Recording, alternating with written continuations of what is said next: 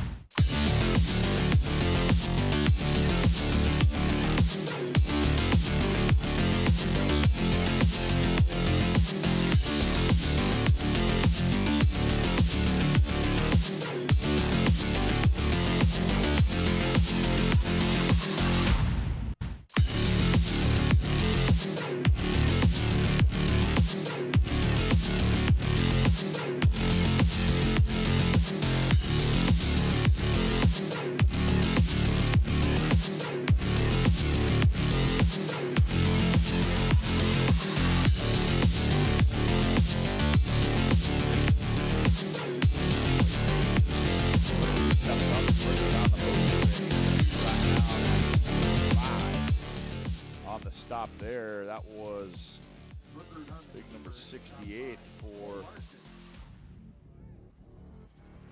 Wrong side. Yeah, there you go. Cole Larson makes a stop there for Fargo North. 22 seconds to go in the opening half. 3rd and 5 now for the Sabres.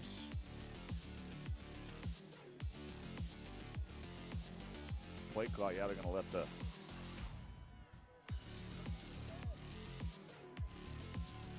taking his time, snapping it. They hand off Jamma. Goes up the middle, cut bounces outside, and he's going to be tripped up there on the stop for, that was Clay Koenig.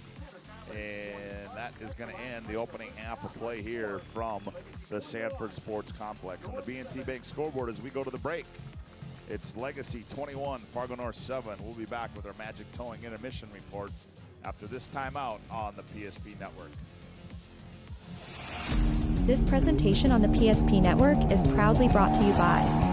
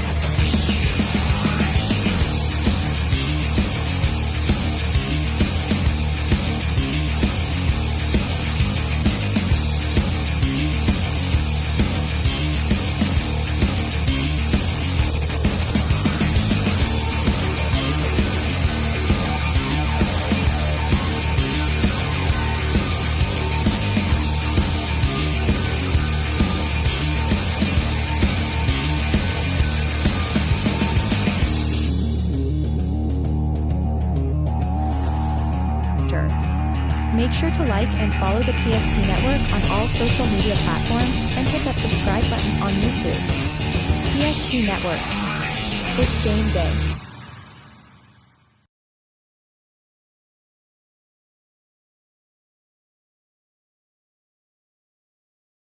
Great news! If you're looking for a new vehicle, Ryan Family Dealerships has the best selection we've had in years. You'll find fantastic offers from Nissan, Honda, Chevrolet, Buick, GMC, Cadillac, Chrysler, Dodge, Jeep, and Ram. Hold on. Ryan sells Chrysler, Dodge, Jeep, and Ram? Yes, we do, and we'd love to sell one to you. Visit one of our 5 convenient locations in Minot and Williston. Get your next vehicle from a name you know and trust. Ryan Family Dealerships.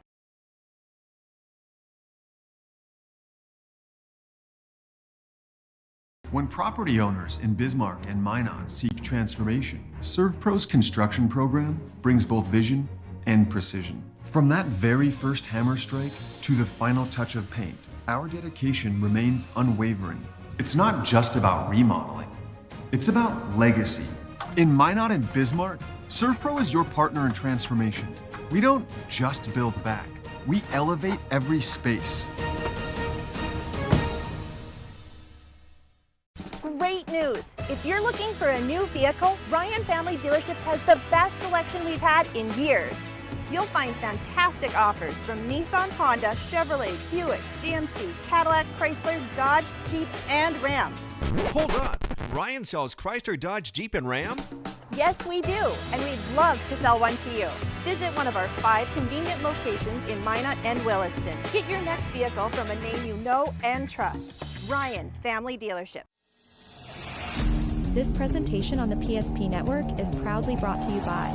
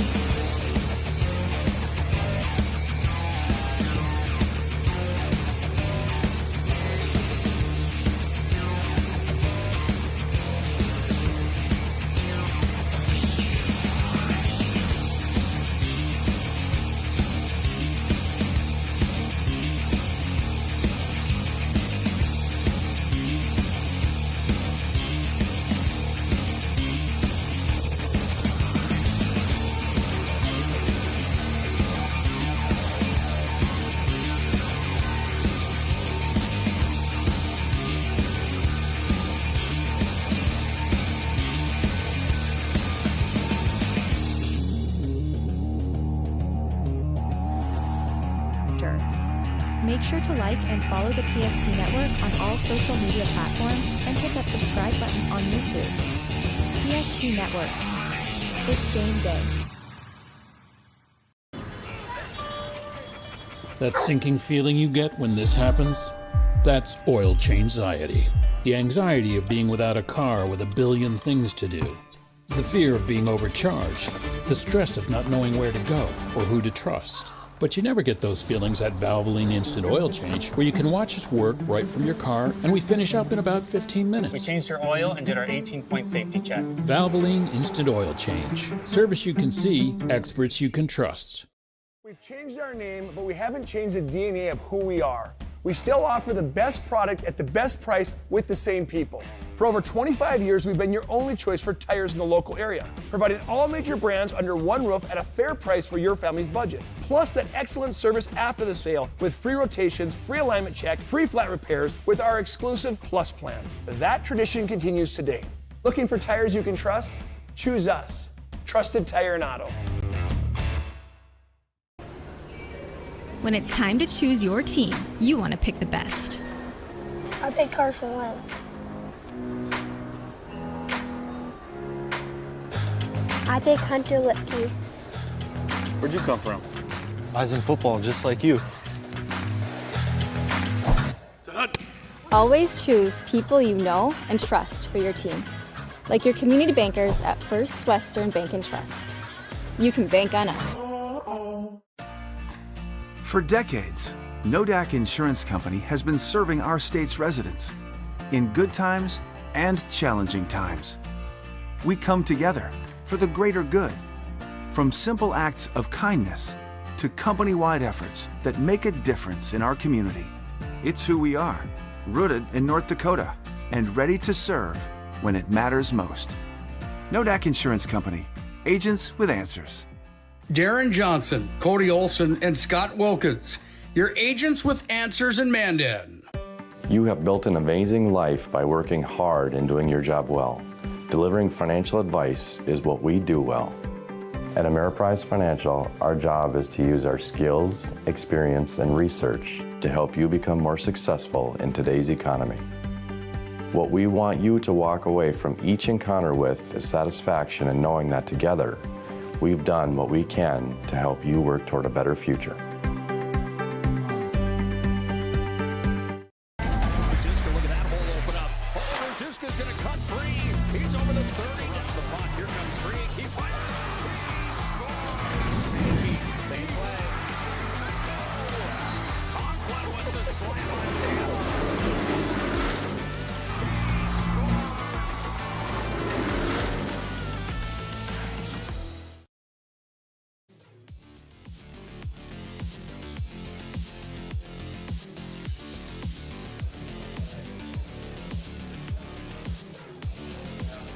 For the first time since 1981, the Magi from Minot High opened the North Dakota high school football season as the defending state champions of North Dakota high school football. Tonight, their season opens up with a challenge at hand that may be one of the biggest of the year. It's a rematch of last year's semifinals as the West Fargo Cheyenne Mustangs are in town. It's a number 1 versus number 2 matchup in AAA football here on the PSP Network. Good evening, football fans. Welcome into Duane Carlson Stadium for the opening night in week number 2 for the Mad Giants. West Fargo that's already got a game underneath their belt after they handed a loss to Williston just a week ago, 39-12. This is a matchup that's got some high expectations of being a real barn burner here tonight. We're certainly looking forward to it. Welcome in to our Valvoline Instant Oil Change pregame show. Valvoline Instant Oil Change, locations in Minot and Bismarck. It's a 15-minute drive-through oil change. You can't beat it at Valvoline Instant Oil Change. Find them online, VIOC.com.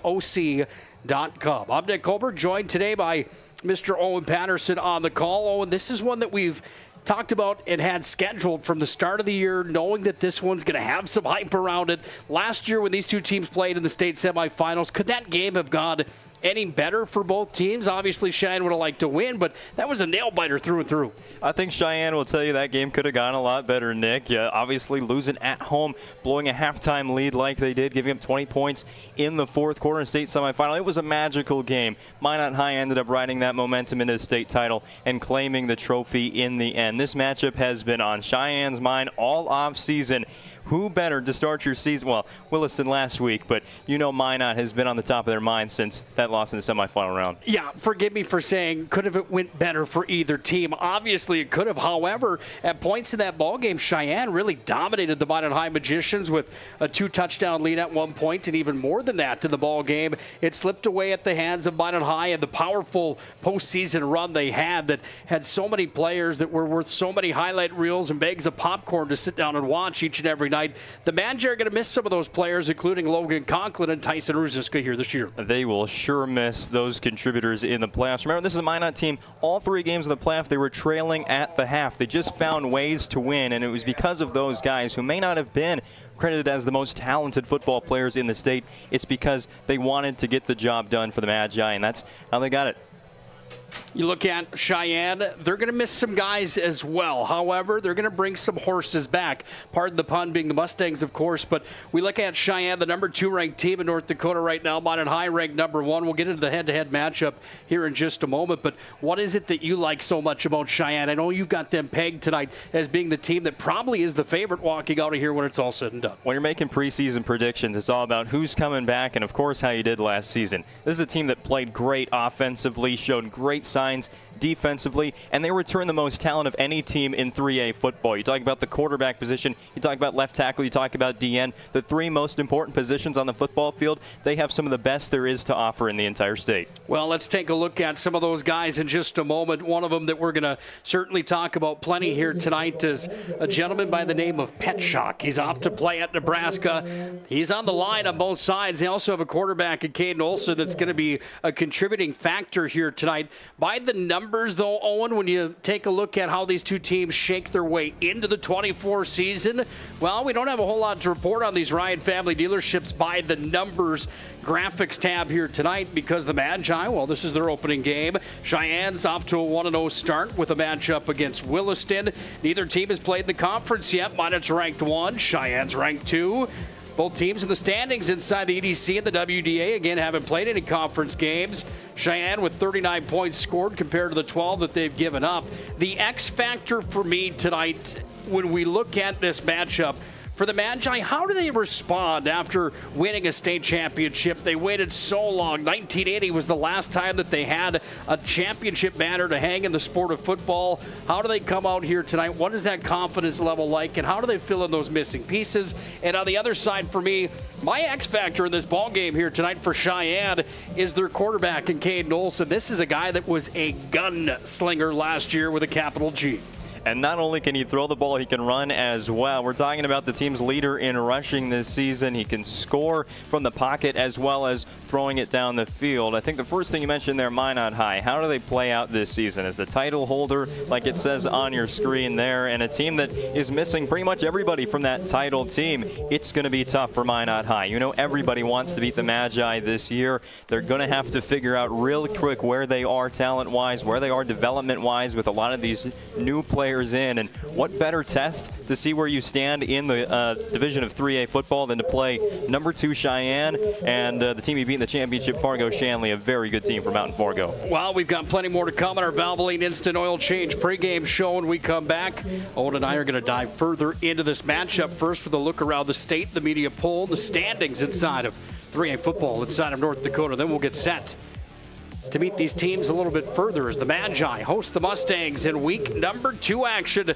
We're live at the Duane Carlson Stadium here in the Magic City for North Dakota 3A football. Pleased to have you live with us on the PSP Network. Shields Visa is more than just a card. It's the freedom to go. It's a gateway to explore and do more of what you love. Imagine where the Shields Visa can take you. So join us in discovering endless possibilities. Shields Visa. Together, we've got this.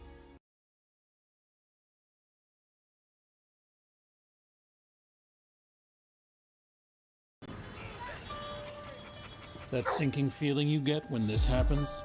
That's oil change anxiety. The anxiety of being without a car with a billion things to do. The fear of being overcharged. The stress of not knowing where to go or who to trust. But you never get those feelings at Valvoline Instant Oil Change, where you can watch us work right from your car, and we finish up in about 15 minutes. We changed your oil and did our 18-point safety check. Valvoline Instant Oil Change. Service you can see, experts you can trust. One of the prettiest views in all of North Dakota for high school football is the Trestle Valley that sits on the far east side. The overlook here from the Duane Carlson Stadium in the Magic City. It is a beautiful night for North Dakota high school football, and we've got a big one in store tonight as the Magi, the number 1 team in the state of North Dakota, take on the number 2 ranked Sheyenne Mustangs here on the PSP Network. Again, I'm Nick Colbert, joined by Owen Patterson here tonight. Owen, let's hop right into business here this evening. North Dakota top 5 for AAA and AA football has come out. Well, the Magi are sitting at number 1, Cheyenne at number 2, Bismarck at 3, Davies at 4, Mandad up into the top 5 after they beat Shanley last week. Shanley still receiving some votes. Any big surprises in your mind as we look at the Servpro top 5 in North Dakota high school football for 3A? If you want me to be honest with you, the biggest surprise in my mind is Minot High being number 1. I think is the biggest one here. when we make preseason predictions, we talked about this in the first segment. You look at who's coming back. You look at the talent you have on your roster that you expect to be from a year ago, and Minot High just doesn't have that. They're going to have to find new people in new positions to take back that number 1 spot. Obviously, that's just giving them what they deserve after winning a state championship. Cheyenne is right there at number 2. That's got to be a close gap between 1 and 2 that will really settle today here in Minot. But the Bismarck High Demons, that is a scary-looking team. Just ran for over 300 yards on the road at Fargo North last week. They're a team to really watch out for in the West this season. Obviously, Fargo Davies can run the ball well, and Mandan has the most electric player in all of North Dakota high school football, Hudson Sheldon, running around out there like it's 5th grade recess. Yeah, 5th grade recess, backyard football, you name it. Mandan's going to be a tough out for anybody this year. We will find out where the Magi and the Mustangs really fall into line after this showdown here at Duane Carlson Stadium. Standings inside of North Dakota 3A football on the east and on the west side of the state. How do they shape up? Well, we've only had 1 round of games so far and 1 week of games here as we enter week number 2. Taking a look at where the standings fall into line right now. Minot, Mandan, Legacy, Century, Williston, Bismarck are the 6 teams that are in AAA in the WDA here this year. Nobody playing in the conference just yet. However, Mandan and Legacy have wins. So does Bismarck High. Century and Williston are the teams that have not found wins yet through the early portion of the season. Minot, the only team that has not played a game yet in 3A football in North Dakota.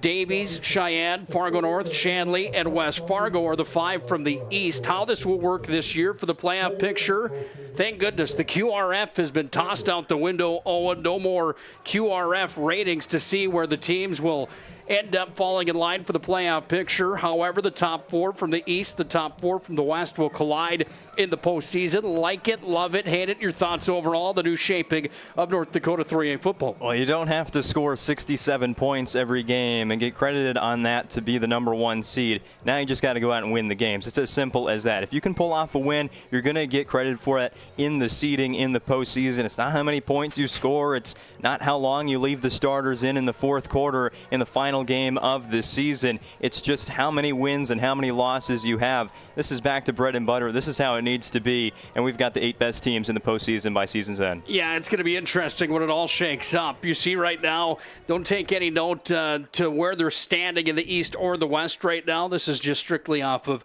the EDC website and the WDA website. I would have to think that Bismarck by the end of the year will probably be a team that is higher up than the number 6 spot in the WDA. Oh, yeah, and Bismarck, the way they played against Fargo North, a team that is coming up from AA, they're a scary matchup for anybody. You talk about those beasts on the offensive line that they possess. Probably one of the best groups in the WDA up front. They can bully some teams around. Yeah, the Demons definitely a preseason pick of mine to take home the WDA title. Well, it's almost time for the opening introductions. That means when we come back to our Valvoline Instant Oil Change pregame show, we're going to dive further into the matchup here this evening. Cheyenne at 1-0, Minot High opening their year. We're live at Duane Carlson Stadium on a beautiful late August evening. Late kickoff tonight, so the sun isn't in anyone's eyes here this evening. However, 80 degrees in this press box this evening. Feels about like 110, partner. Let's buckle up and get ready for a hot one tonight. More of the Valvoline Instant Oil Change pregame show when we come back. Great news! If you're looking for a new vehicle, Ryan Family Dealerships has the best selection we've had in years. You'll find fantastic offers from Nissan, Honda, Chevrolet, Buick, GMC, Cadillac, Chrysler, Dodge, Jeep, and Ram. Hold on. Ryan sells Chrysler, Dodge, Jeep, and Ram? Yes, we do, and we'd love to sell one to you. Visit one of our 5 convenient locations in Minot and Williston. Get your next vehicle from a name you know and trust. Ryan Family Dealerships.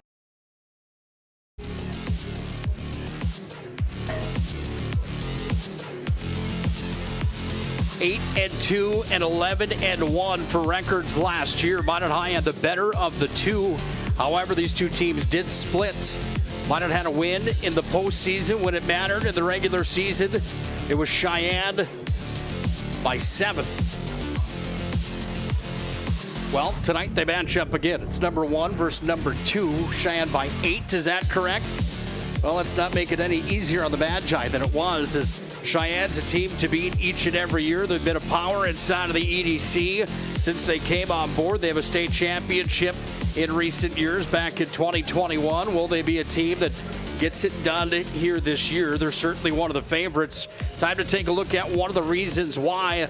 Let's meet the Sheyenne Mustang team and dive further into this contest here tonight. We talk about Cade Petschok and the senior tackle that's 6'5", 250 pounds, off to play at Nebraska. And when we talked in our pregame notes here today, Owen, you touched on this kid being so special and a 4-star recruit for the past few years. Yeah, Cade Petschok is the name to know in 3A football this season. It's just because he can disrupt you on both sides of the ball. He plays left tackle. He plays defensive end. If you watch that Williston game, the Coyotes had nothing they could do to stop Cade Petschok, and now he comes to Minot. He's out there to prove himself, but it's not only the individual effort for him, it's accomplishing what Sheyenne could not do last season, and he's really the key to make Sheyenne go as they hope for a state title this season. Yeah, they certainly are going to ride around the big man up front. However, for me, and prepping for the game here tonight and taking a look at one of the players that really hops off the paper to me, one of those skilled guys and the player to watch here this evening, one of those guys that gets a little bit more love from time to time. It's their quarterback, Caden Olson. The senior at 6'2", already has gone for 81 yards on the year, a 67% completion rating. He's got 2 TDs. He threw for 1 interception. This is an all-state kid, and I'm telling you right now that with what he was able to do a year ago, look at these numbers, Owen. I mean, they're fascinating. 2,449 yards total offense for him with a 64% completion rating. He had 25 touchdowns. He did get picked off 11 times. However, he had some targets last year. Will they have targets for him to go to here in 2024? They sure do, and it's a big tight end by the name of Cooper Bryant, a 6'3" senior, and it's at wide receiver Cade Gilseth and Caleb Haas. They are missing their top target from last year. In fact, they're missing their top 3 wide receivers from a year ago. But those 25 touchdowns, that's only through the air. This is a dual threat guy in Caden Olson. Ran in 12 more, 37 total scores in 2023. A dual threat quarterback for the Sheyenne Mustangs. For the other side, for the Magi, Griffin Broderick, Caden Kraft. I mean, Minot High's got some guys, Kellen Burke certainly, but that offensive and defensive line really is going to make or break the Magi in my mind here in the early portion of the season. Yeah, Broderick, he can run. Kraft can catch passes. Burke can throw it up. But if Burke doesn't have the time and Broderick doesn't have the lanes to run, it's going to be a nightmare day for Minot High. And that starts with the offensive line. And speaking with their coaching staff earlier today, they take a lot of pride in that offensive line. They feel like that is the position group that might be their strongest this season, which is good when you're taking on guys like Cade Petschok in that crazy good, crazy athletic front 7 of Sheyenne. Time to take a look at our keys to the game. They're brought to you by Northern Plains Heating and Air. No other choice to seal your heating and air game. The Northern Plains Heating and Air. Big thanks again to Northern Plains with over 25 years of experience, as your factory authorized dealer for AeroSeal. Find them online, northern-plains.com. And the keys to the game here tonight. First for the Magi. Slow the tempo of Sheyenne. You know they're going to play smash mouth. They're going to get it up and down the field as they always do. And for the Mustangs, you told me earlier on tonight, if they can just do their job, they could very well easily come out with a 2-0 mark after week 2. Yep, Minot slowed the tempo. This is a Sheyenne offense. It's going to go, go, go, and it's with the run and the pass. They can do both. Can the Mustangs offense? Minot cannot get in a high-scoring game today. As for Sheyenne, do your job. It's all the position groups. They have the advantage there on the offensive line, the defensive line, like we've spoken about. Great skill position players everywhere on the roster, and they can't get caught up in the headlines of last year's semifinal loss. They just have to finish business each and every week this season because they're going to be the favorite in most games, especially today against Minot High. Just do your job, get it done, go 100% all the way through quarter number 4. Well, there are your keys to the game, brought to you by Northern Plains Heating and Air. Again, northern-plains.com for all your heating and cooling needs. Well, let's turn it over to the PA announcer of the Magi, Mr. Eric Schaefer. It's time for the opening ceremonies tonight with a salute to our great country, the United States of America, coming up in just a moment with the Star-Spangled Banner. Tonight, a young lady from Minot High School will perform our nation's national anthem. Akina Hoffman is here to do just that as the Mustangs make their entrance out onto the First Western Bank field turf here at Duane Carlson Stadium. Let's go to Eric Schaefer, the voice of the Magi. Good evening and welcome to Duane Carlson Stadium for the AAA football matchup between the West Fargo Cheyenne Mustangs and your Minot High Magician. At this time, we ask that you please rise and honor the flag as the colors of our nation are presented by the Minot High School Junior ROTC Color Guard Detail. The Color Guard Detail is commanded by Cadet Master Sergeant Lily Swain. Tonight's national anthem will be performed by Minot High School freshman Akina Hoffman. As always, please hold your applause and remain at attention until the colors have been retired. Ladies and gentlemen, Akina Hoffman.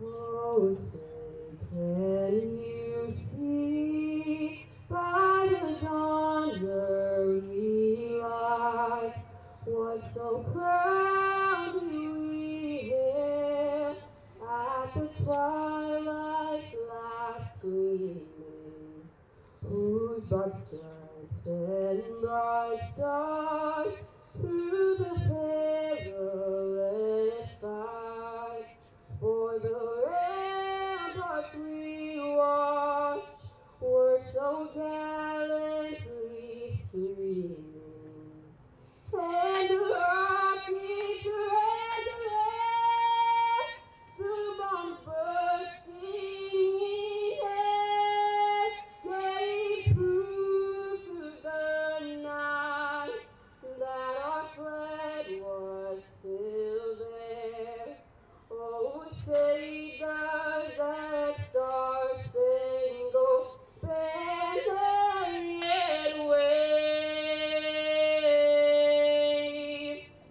for the land of the free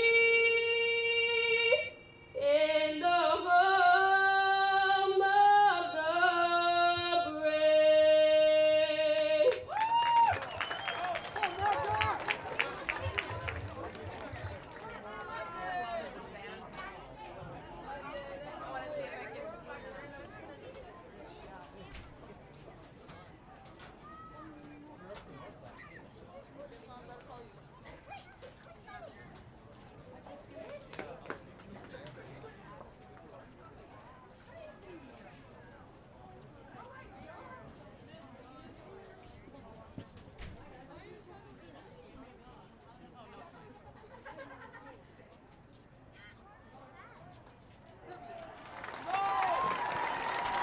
God bless our servicemen and women. God bless our veterans. God bless America. Well, there's fireworks banging over the giant ebb here at Duane Carlson Stadium here this evening. You better buckle up tight. The tempo has been set for tonight's 3A football matchup. It's a rematch of last year's state semifinals. The Magi had a win in dramatic fashion. Cheyenne had their season come to an end. The Magi went on to beat Shanley for a state title. Now they match up in 2024 here tonight to kick off the 24 campaign, and it's #1 against #2 in North Dakota. We'll kick it off when we come back to Duane Carlson Stadium.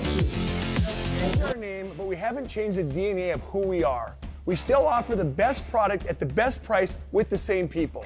For over 25 years, we've been your only choice for tires in the local area, providing all major brands under one roof at a fair price for your family's budget. Plus that excellent service after the sale with free rotations, free alignment check, free flat repairs with our exclusive Plus plan. That tradition continues today.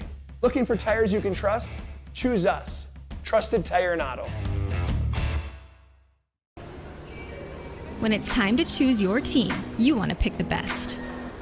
I pick Carson Wentz. I pick Hunter Lipke. Where'd you come from? I was in football, just like you. Always choose people you know and trust for your team. like your community bankers at First Western Bank and Trust. You can bank on us. For decades, Nodak Insurance Company has been serving our state's residents in good times and challenging times. We come together for the greater good, from simple acts of kindness to company-wide efforts that make a difference in our community. It's who we are, rooted in North Dakota and ready to serve when it matters most. Nodak Insurance Company, agents with answers. Darren Johnson, Cody Olson, and Scott Wilkins, your agents with answers in Mandan. You have built an amazing life by working hard and doing your job well. Delivering financial advice is what we do well. At Ameriprise Financial, our job is to use our skills, experience, and research to help you become more successful in today's economy. What we want you to walk away from each encounter with is satisfaction in knowing that together, we've done what we can to help you work toward a better future.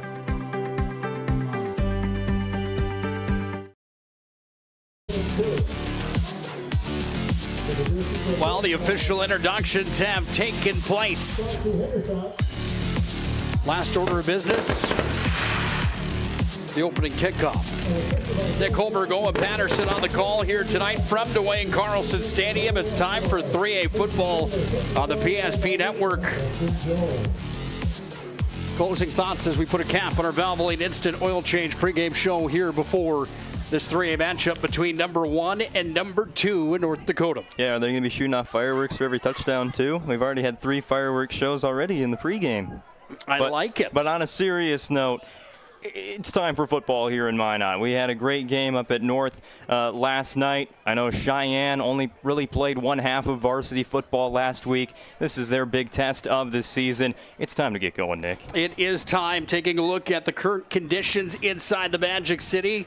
Well, Owen, when you look at how beautiful of a night it really is here overlooking the Trestle Valley of Minot, North Dakota, 80 degrees. The current temperature, wind at 9 miles per hour, sunset scheduled for about 35 minutes from now. So hopefully you have your sunglasses with you because it's going to be tough to see for a few more minutes at least, my friend. I'll tell you what, the players may not like the 80 degrees. The fans sure do because it's going to be 10 degrees in a matter of weeks. Yes, it will be dropping quickly. Minot High will be in maroon here tonight. It's West Fargo Cheyenne, the Mustangs that will be in their white uniforms this evening. Again, a rematch of last year's state semifinal matchup where the Magi had a victory over Cheyenne. The score of that ball game was 47-30. Cheyenne got Minot earlier on in the season last year, 28-20. The Magi and Mustangs match up tonight for the 10th time ever. And it's Cheyenne with a 3-6 mark against Minot High. They have dominated this all-time series against the Magi. Yep, Cheyenne, go by history. You can do all that. 2 matchups last season, but obviously a whole new roster for Minot High today. Taking a look at the Minot High offense and how they roll things out to start 2024. Caleb Burke, the senior quarterback, will take the snaps. He's only had the experience from that quarterback spot with 1 touchdown last year. That's because Lucas Beater was prime time for the Magi in the QB position. You see Burke on your screen here wearing number 3. This is a young man that's going to move on to play college baseball.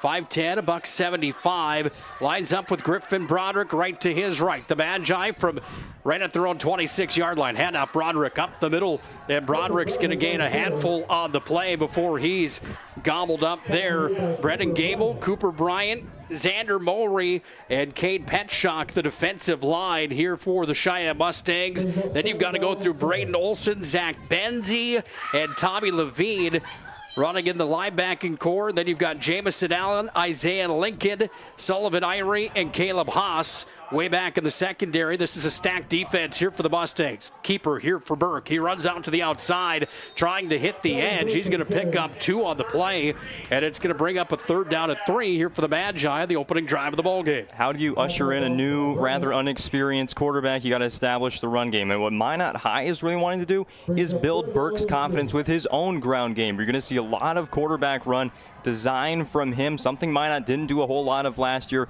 Throwing in the quarterback in the run game, that's really Burke's specialty here in the first half.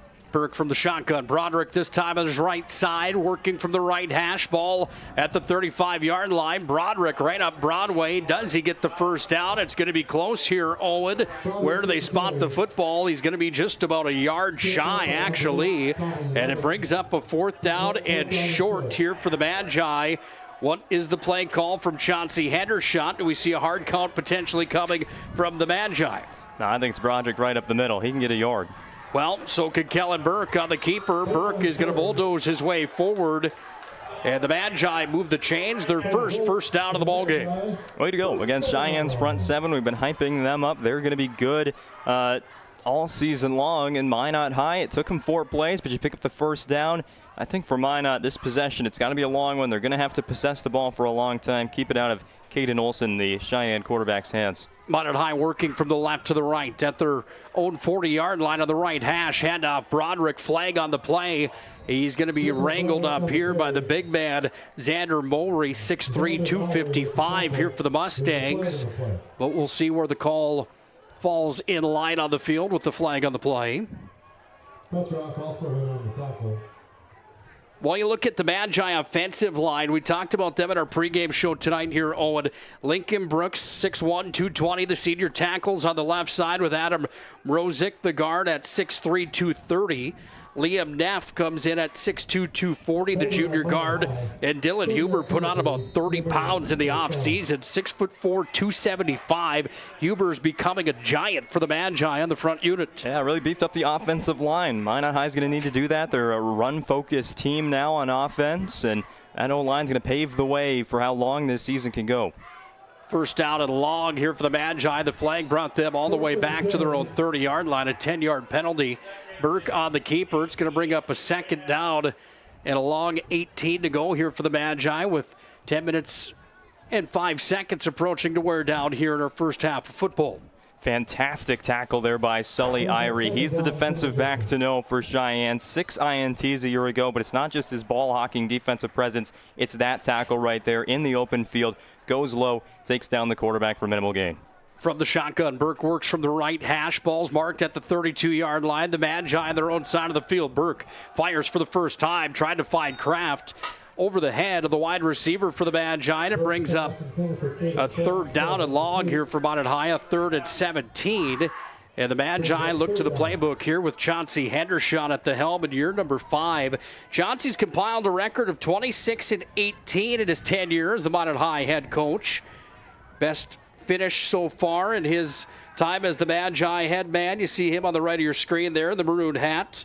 Well, he went 11-1 last year, picking up his first state championship. Chauncey, a former Minot Bishop Ryan quarterback and a grad back in 2003.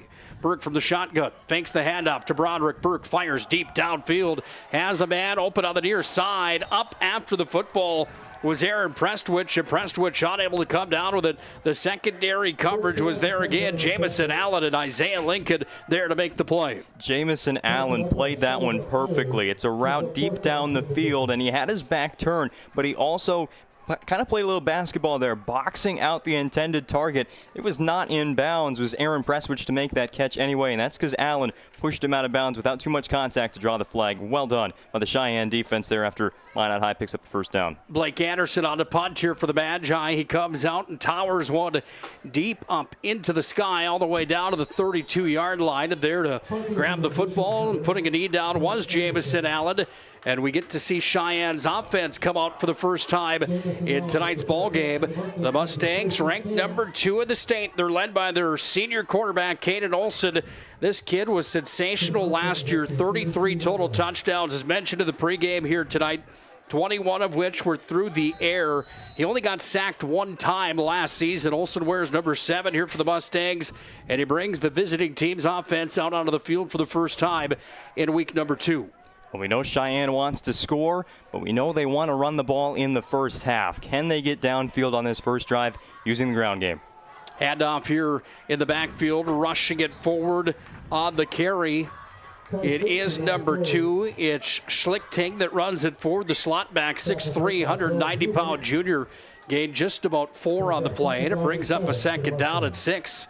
here for the Mustangs. Going to be quite a mix on the ground for Cheyenne. Of course, Schlichting is the number one guy. They're also dealing with a few injuries as well, some players inactive today. But it's going to be a running game by committee for the Mustangs here in week 2. From the shotgun, the handoff comes here. The run forward is there from Caleb Haas, the senior slot back. Minot High's Landon Bedell was there to shut the door. He had some help as well. Coming in to make the play was Peyton Jolliffe, the senior linebacker for the Magi. This will bring up a 3rd down and 4 to go here for the Mustangs, marching from their own 38-yard line. This is huge for Minot High. Get them into a 3rd and medium, and now the play call gets interesting. 3rd and 4, you go play action pass, obviously 4 wide receivers here for the Mustangs, or you just draw it right up the middle and try and get those 4 yards. We talked about the gunslinger Olsen. Does he fire it here? He does. Quick hitter near side, 1st down and then some, as that pass came out into the flat, and it's caught and reeled in by Cooper Bryant.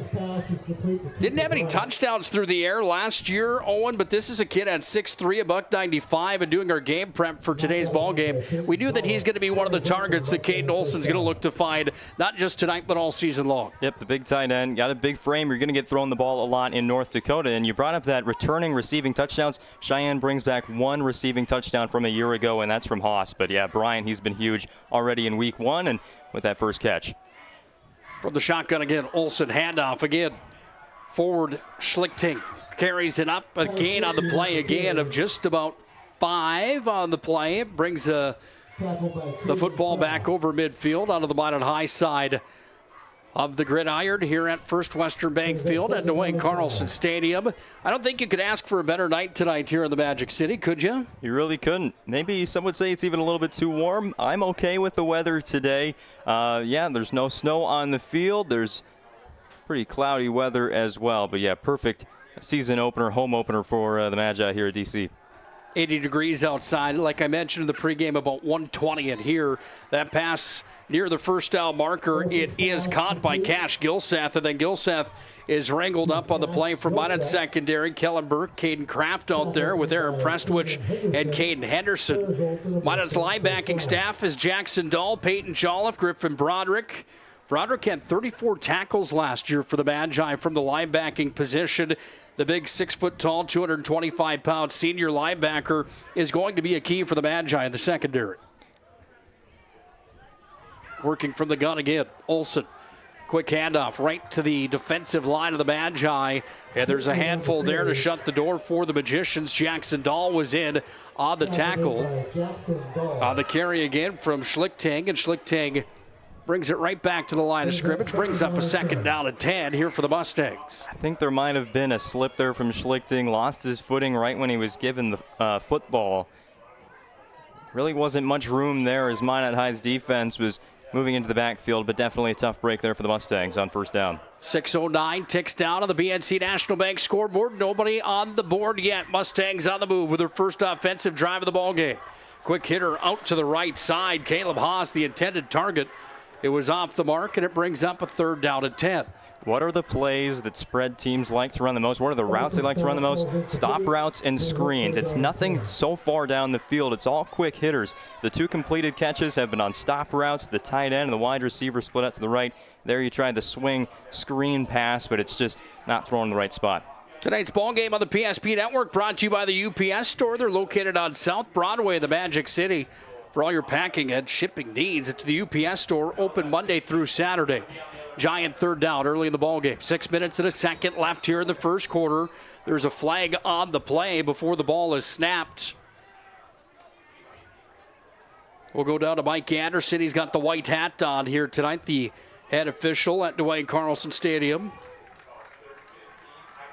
It's on the Mustangs. It's going to charge them 5 or cost them 5. And now it's a 3rd down and 15. For an offsides to be called in the first quarter, that usually means they've gotten a warning beforehand. So this probably isn't the first instance that Cheyenne has lined up in the neutral zone on the offensive side. It's rare to see, but it definitely means it's happened more than once for the Mustangs here on their very first drive. Well, they spread it out. 3 wideouts now on the left side as Olsen fires back from the shotgun. Fires out to the right side.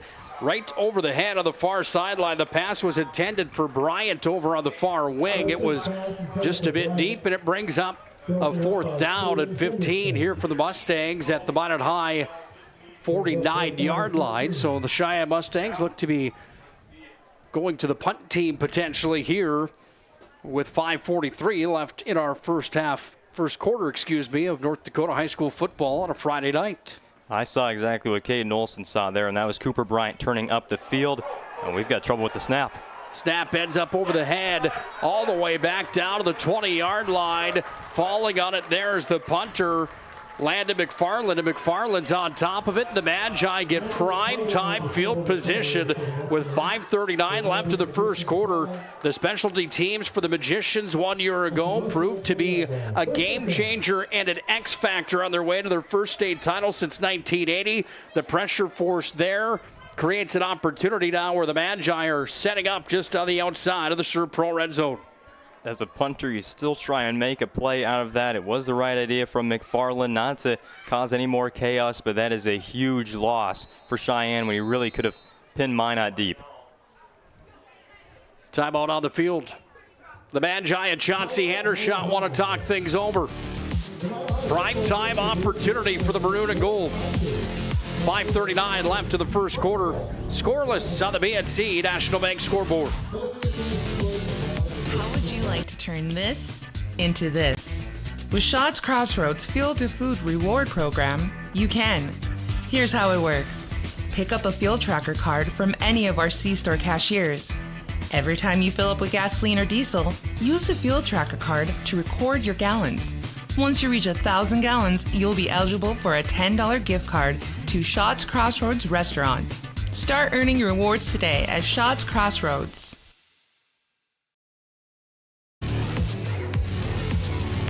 High school football on the PSP Network, proudly brought to you by Planet Pizza, 701-852-1700.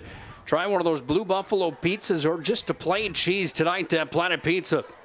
Prestwich, the motion man. They fake the handoff. Broderick gets it. Bust free through a tackle. He's going to get back up to the original line of scrimmage before he's hauled up on the play. And on the first down and 10 from the Cheyenne 20-yard line, the Mustang defense is stout.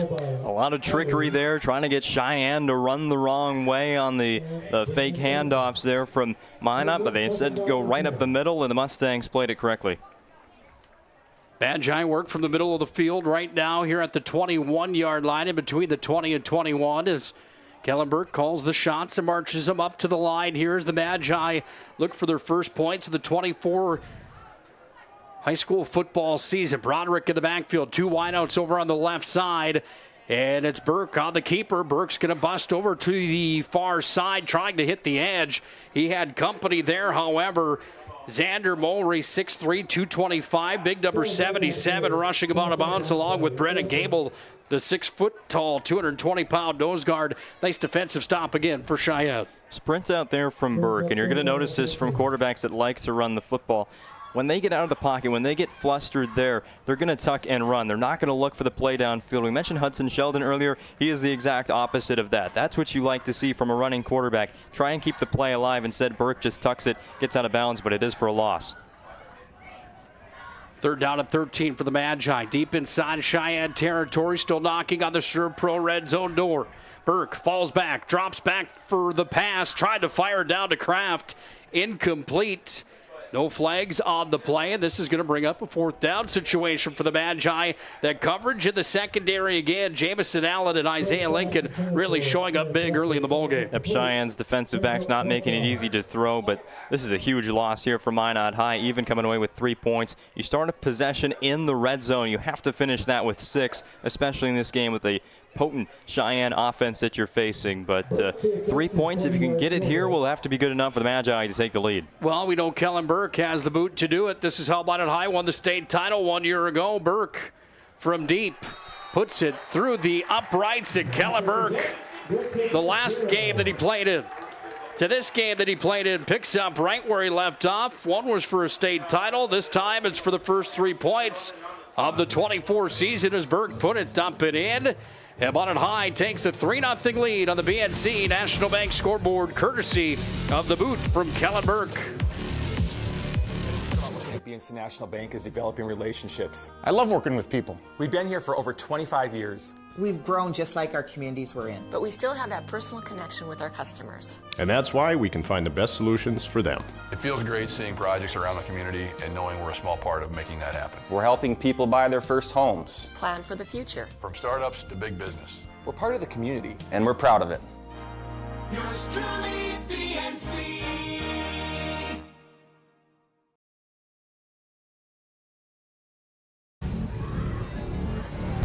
Well, sometimes in high school football, you don't see many point after attempts, let alone field goals. Minot High does have that great fortune of having Kellen Burke, and they've got the fortune of a 3-0 lead, courtesy of the senior who just put it in from 40 out. Yeah, where I come from, we only go for 2-point conversions, and you might even punt from your own 25. So 40-yard field goal is a great start for Minot High. They get points out of that missed snap by Cheyenne.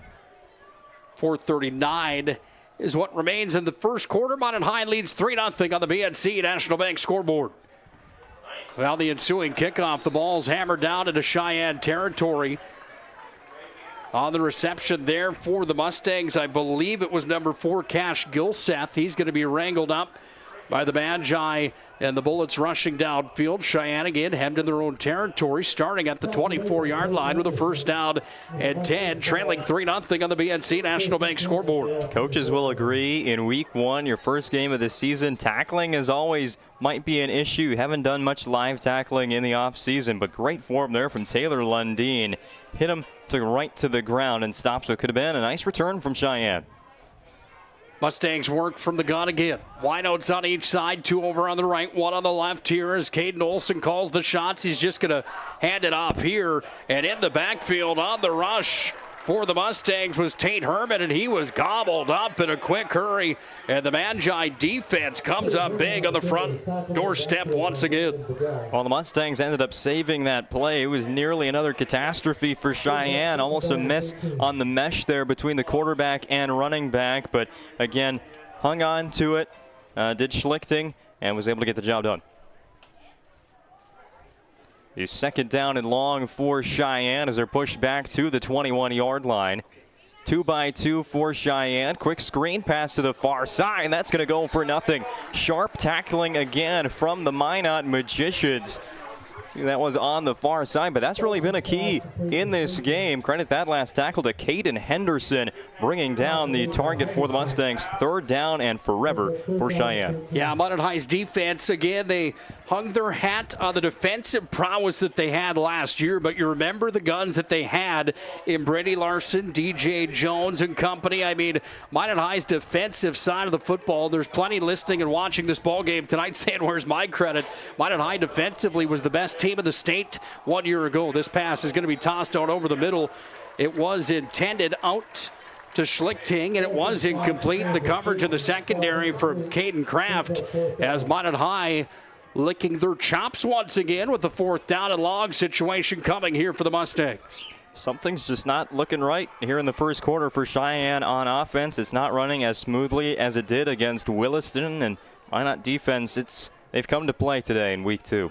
McFarland off to punt here for the Mustangs. He's going to hammer this one up to midfield. It's going to bounce. Takes a Minot High bounce right to the 46-yard line as the Magi call it off, and the Magicians will come back out onto the offense here with 3 minutes on the dot left in our first quarter of football.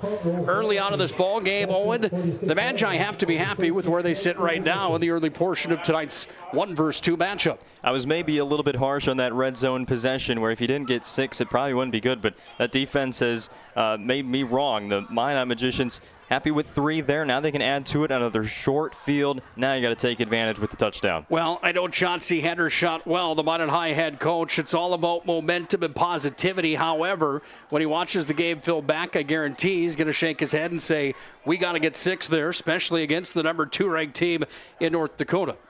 From the left hash, Burke fumbled it, picked it up. Burke's on the run. He's scrambling outside the 50, 45, 40. Kellen Burke makes something out of nothing, and then there's a little extracurricular after the play as Kellen Burke motors his way up for a gain of just about 6 on the play for the Magi. You love it, and you don't like it at the same time, but made something out of nothing is exactly what Kellen Burke just did.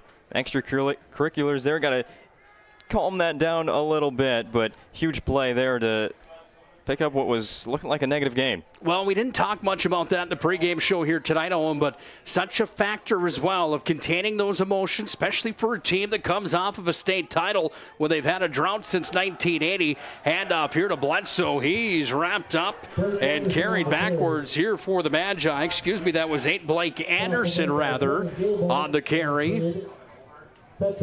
Interior defensive line for West Fargo. Cheyenne stopped that play right away, but who also flew in there to make the stop? Cade Petchock. It's crazy we haven't said his name in the game just yet all that much, but stops Minot on second down. Now he forced them into a 3rd down and 5. Again, this is 3rd and medium, a tough call for the offensive coordinators. Two wideouts on the left side for the Magi as they work from the right hash. Ball at the 41-yard line. Burke on the keeper. He scrambles. A little quick hitter. Finds Kraft. First reception for Caden Kraft. It's a 1st down for the Magi, and they move the chains deeper into Cheyenne territory. A high throw, but Kraft made the adjustment there on the sideline. Looked the ball into his hands. That seems like a play we saw a lot last year from a guy named Logan Conklin, just making something out of a bit of a high throw, a little bit off target, but it works for Minot. Caden Kraft, one of those guys that last year he had 2 touchdowns on his campaign in his junior year. He was a guy that was shadowed by the North Dakota State commit and Logan Conklin, who was a 2-time All-State wide receiver. The big man for the Magi, Logan Conklin, certainly missed. However, Kraft is one of those guys in my mind that can fill that role and be a player that can be an all-region caliber type guy from Minot High School. Oh, yeah. Kraft's got the build to be a big-time wide receiver for Minot, and I think he understands his responsibility. It's to be the go-to target for Kellen Burke, and an inexperienced quarterback, he's got to run good routes. His routes have to be crisp. He's got to hang on to those passes. He's got to make plays like he just did for his young quarterback, and Kraft understands that here in week 1. 2nd down and 6 for the Magi. Ball spotted at the 33 of the Mustangs. The sun is just about officially set tonight to the Magic City. The lights have come on, and now it officially feels like football season. Fake the pass to Burke, then he runs it over to his left. He's going to be gobbled up and moved backwards as Xander Mulry comes in and makes the stop here for the Mustangs. It will bring up a 3rd down and 4 for the Minot High Magicians, looking to add to their 3-0 lead on the BNC National Bank scoreboard. Well, Cheyenne's been able to make so many good stops. It's been short runs for Minot High on the ground, but somehow, some way, they've been able to convert on 3rd down this game. Can they do it again on 3rd and short? Well, these would be big points for the Magi here. Burke from the shotgun. Broderick in the backfield. Low snap. Broderick takes it off the quick hitter spin move. Now he's going to cut free up to about the 25. He's going to be wrangled up. How about that sunset tonight, my friend? I'm telling you. Very nice. I love the view here from Duane Carlson's side in soccer last week. Always like to mention the evening games here at Duane Carlson Stadium. A nice backdrop for high school football as well. Yeah, not to be romantic with you by any means, but I could really enjoy a Planet Pizza, Blue Buffalo Pizza right here as we watch the sunset over the Trestle Valley of the Magic City tonight. That sounds fantastic. Well, Minot High looking to see if they could come up with an answer on their 4th down situation coming here, as a timeout will be called on the field. We're going to take a break as well. 3-0. The Magi have the lead with an opportunity here. It's actually the end of the 1st quarter. I apologize. So the free timeout, if you will. We'll march to the other end of the field. When we come back, Minot High with a 4th down. Be right in your living room here on the PSP Network. Meet Gary. Gary is an ordinary guy, but right now Gary has car trouble. Gary doesn't know about magic towing. Don't be like Gary. Remember the name and the number. It's Magic Towing. We are here to help 24/7. Magic Towing in Western North Dakota. Don't be like Gary. Remember the name and the number. It's Magic Towing. The best part about working at BNC National Bank is developing relationships. I love working with people. We've been here for over 25 years. We've grown just like our communities we're in. But we still have that personal connection with our customers. And that's why we can find the best solutions for them. It feels great seeing projects around the community and knowing we're a small part of making that happen. We're helping people buy their first homes. Plan for the future. From startups to big business. We're part of the community. And we're proud of it. Yours truly, BNC.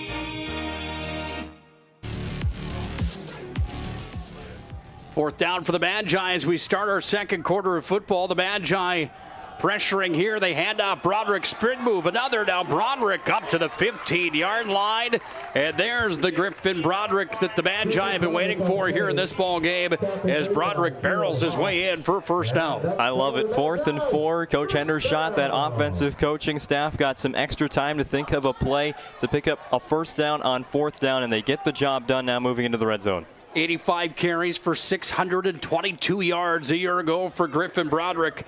He scored 8 touchdowns on the ground. He had 2 more through the air on 5 receptions. He averaged 7.2 yards per carry, and Broderick's going to get it again here. Cuts to his right, little stutter step move. He's inside the ServPro red zone, way deep this time as he's inside the 10, and Broderick will march his way down for a second down and a short 3 inside the Cheyenne 10-yard line. Now they've got Broderick rolling. He is running hard. He's running aggressive. He's going to be tough to stop here in the red zone by Cheyenne's defense. ServPro with 24/7 emergency service, trained technicians, and advanced technology. ServPro serving Western North Dakota. Broderick again takes the pitch here from Burke. That time there was no fooling. The Mustang defense is coming up with the stop. Braden Olson quick in on the play along with Sullivan Irie. And it brings up a 3rd down situation for the Magi deep in Cheyenne territory. Bend don't break for Cheyenne in this part of the field. Held Minot to a field goal last time in the red zone. Can they do it again? Maybe can they even force a takeaway here to keep this a 3-point game? Well, the Magi, a team that 1 year ago, they scored 389 total points. They only gave up 115, Owen. They're looking for their first 6-point score of the 2024 season against one of the stingiest defenses in the state. But the whistles blow on the field. We've got a timeout coming here for the Magi. Chauncey Hendershot wants to talk things over. We'll break with them. 10-16 remains in the first half. Minot High 3, Cheyenne nothing on the BNC National Bank scoreboard.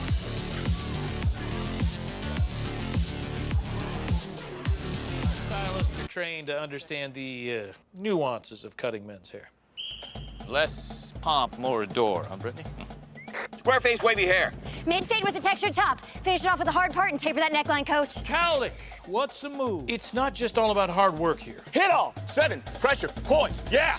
It takes expertise to be a sport clip stylist. Here? That's a spot. Right there, huh? Sport Clips, the pros in men's hair. Well, the Mustang head coach, Jeremy Newton, on your screen. He's been with the Mustang program ever since they came on board in North Dakota high school football. He's done a great job with that program in year number 11. Burke on the keeper. He's going to move to his left. Little spin move, and Burke is going to be tangled and wrangled up there. Sullivan Irie got the arms around him. Burke gains a yard on the play, and it's a 4th down and 2 coming for the Magi. We just talked about it during the break. Minot has 2 plays to pick up 3 yards. Keep it on the ground. Keep it simple. You might want to pick up 2 yards on that last play to make 4th down easier, but 4th and 2 here. Broderick going downhill. Maybe just Burke on the sneak. They've got a fullback way up there on the line. This is going to be a nice push forward here for the Magi. Well, Minot High's got 2 wideouts over on the left as well. Kraft and Prestwich as Burke rolls out. He's going to fire, trying to go over to Caden Kraft, and that pass is incomplete. And Minot High turns the ball over on downs as the Cheyenne defense comes up big. No soup for you again for the Magi deep in the ServPro red zone as the Cheyenne defense does it to them again.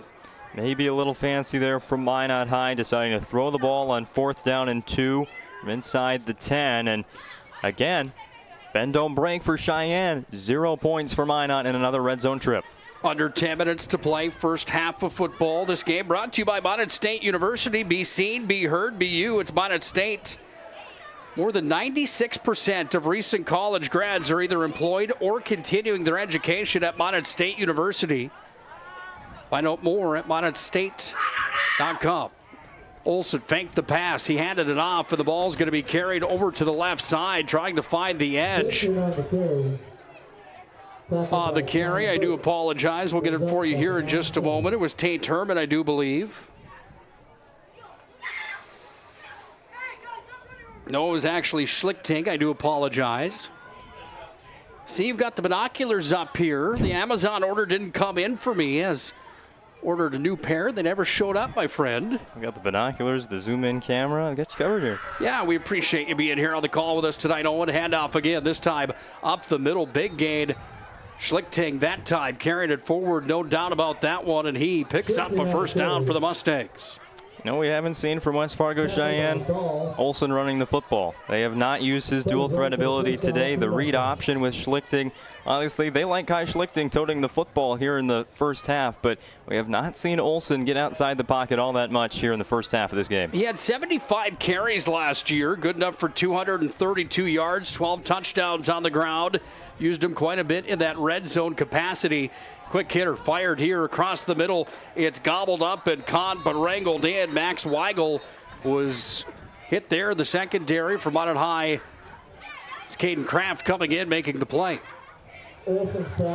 Brings up a second down here for the Mustangs. 7 to go. Jolliffe was the one that's actually credited with the tackle for the Magi. Well, doesn't get much easier for the Magi. Up next for Minot High School, they've got a matchup with Shanley. It's at Shanley next week. It's a rematch of the state championship game from a year ago. What a memory that was. It's going to be run forward by Schlichting, and he's going to be gobbled up.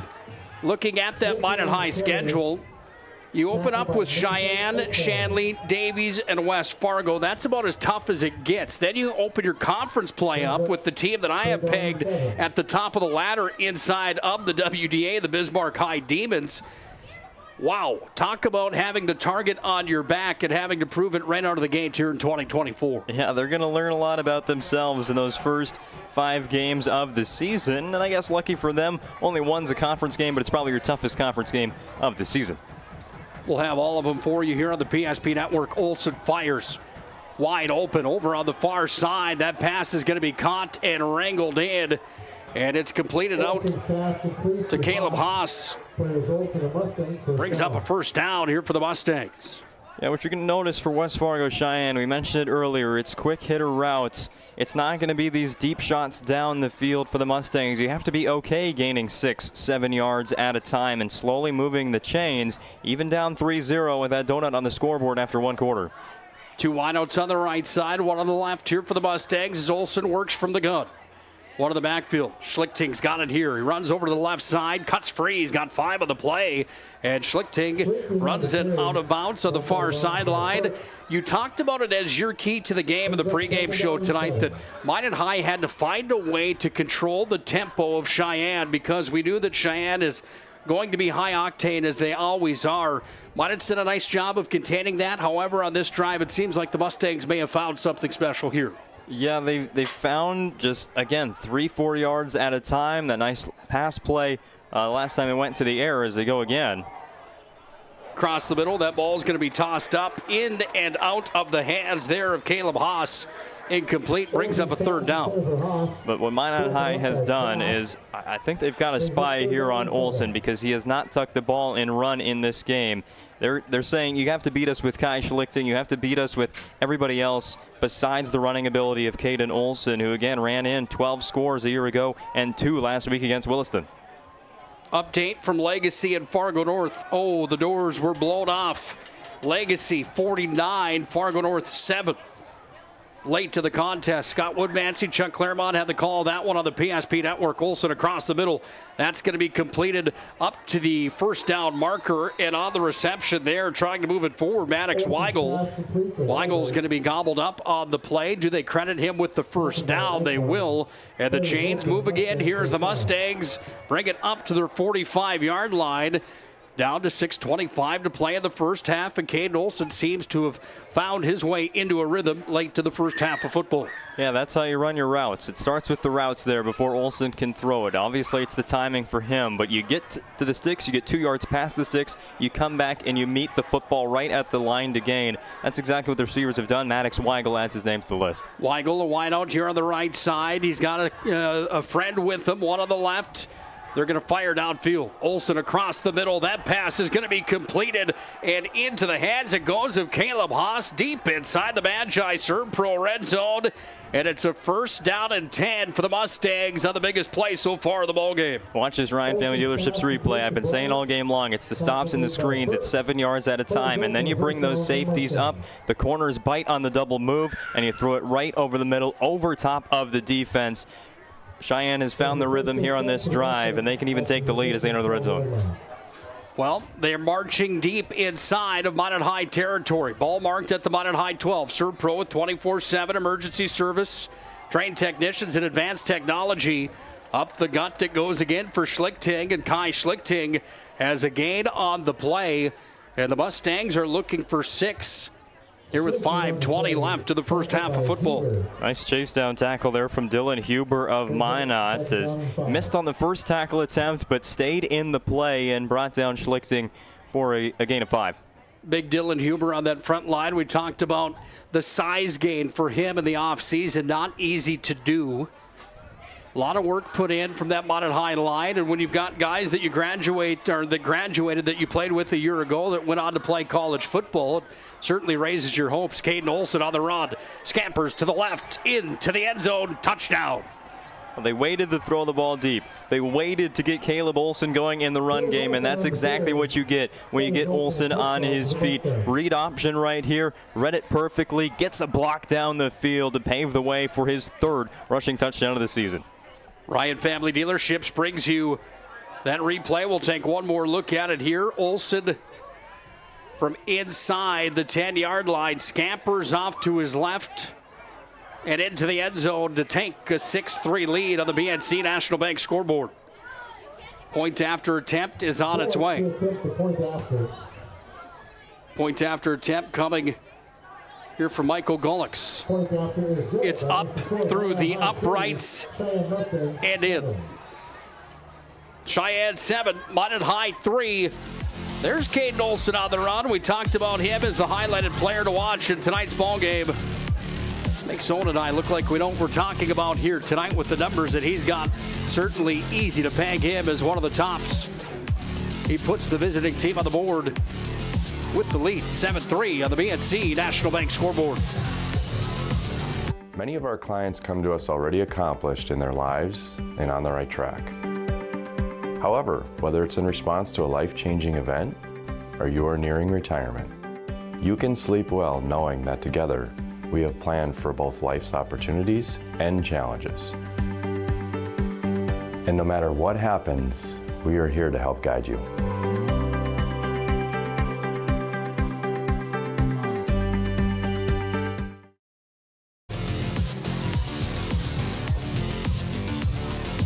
Mustangs work with the lead for the first time in this affair between number 2 Sheyenne, number 1 Minot High to open week number 2 in the Magi season. It's game number 2 on the year. If you're just joining us here for the Mustangs, they whooped up on Williston just a week ago, 39-12.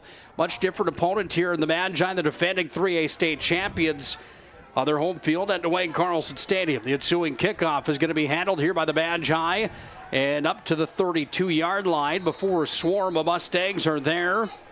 And on the return for Minot High School was number 8, carrying the football back, Blake Anderson. He's had a couple touches in tonight's ball game. There is a flag on the play. Yep, it's going to be a personal foul on Sheyenne or a holding on Minot. There was quite the wrestling match going on right at kind of where the two teams meet at the 10-yard barrier. We'll see who this is on as both players were on the turf. They're just doing a little dancing, I think. Here's the call for Mike Anderson. Goes against Sheyenne. Again, odd to see defensive holding there on a kickoff. That's exactly what it was. Well, Minot High goes to work on the offense at their own 43-yard line, make it the 42-yard line for the Magi.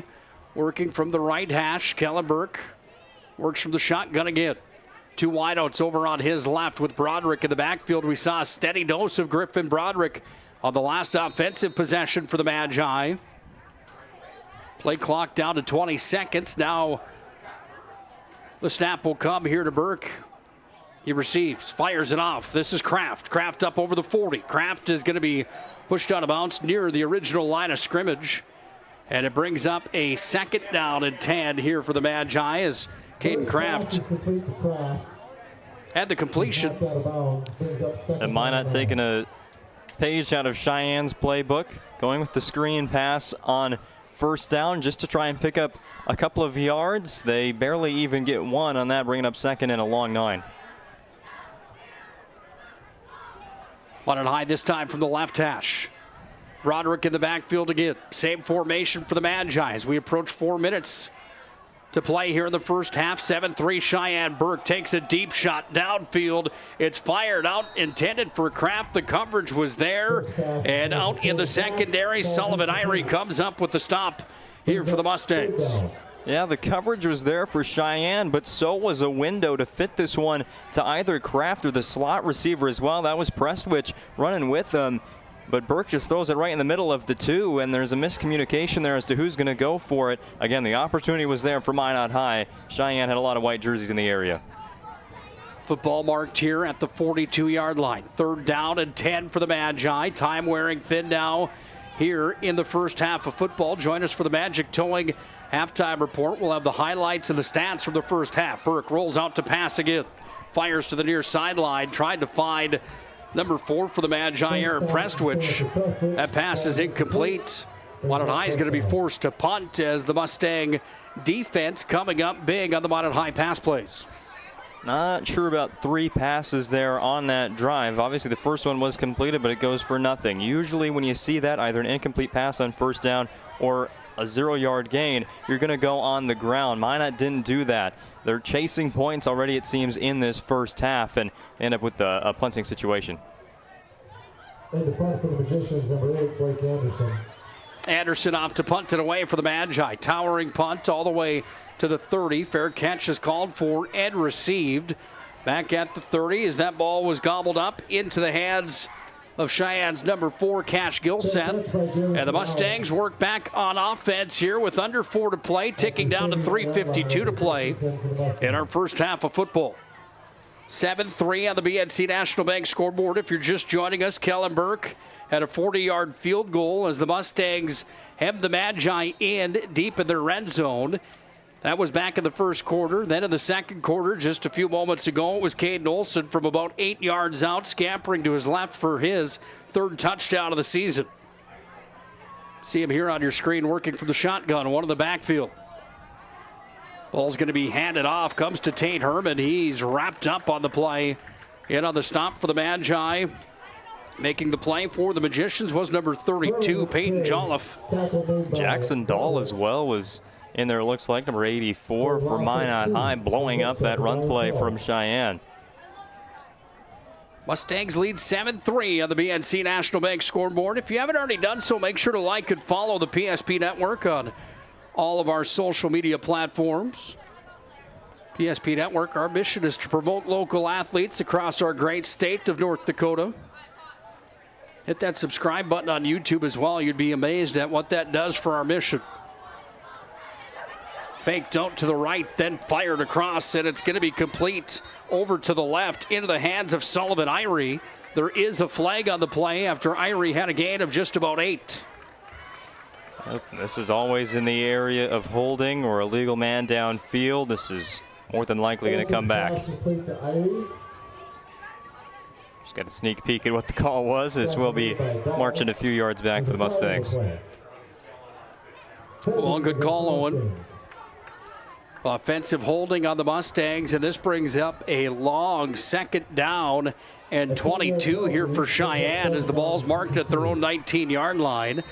As we wear all the way down, under 3 minutes to play here in the first half of football.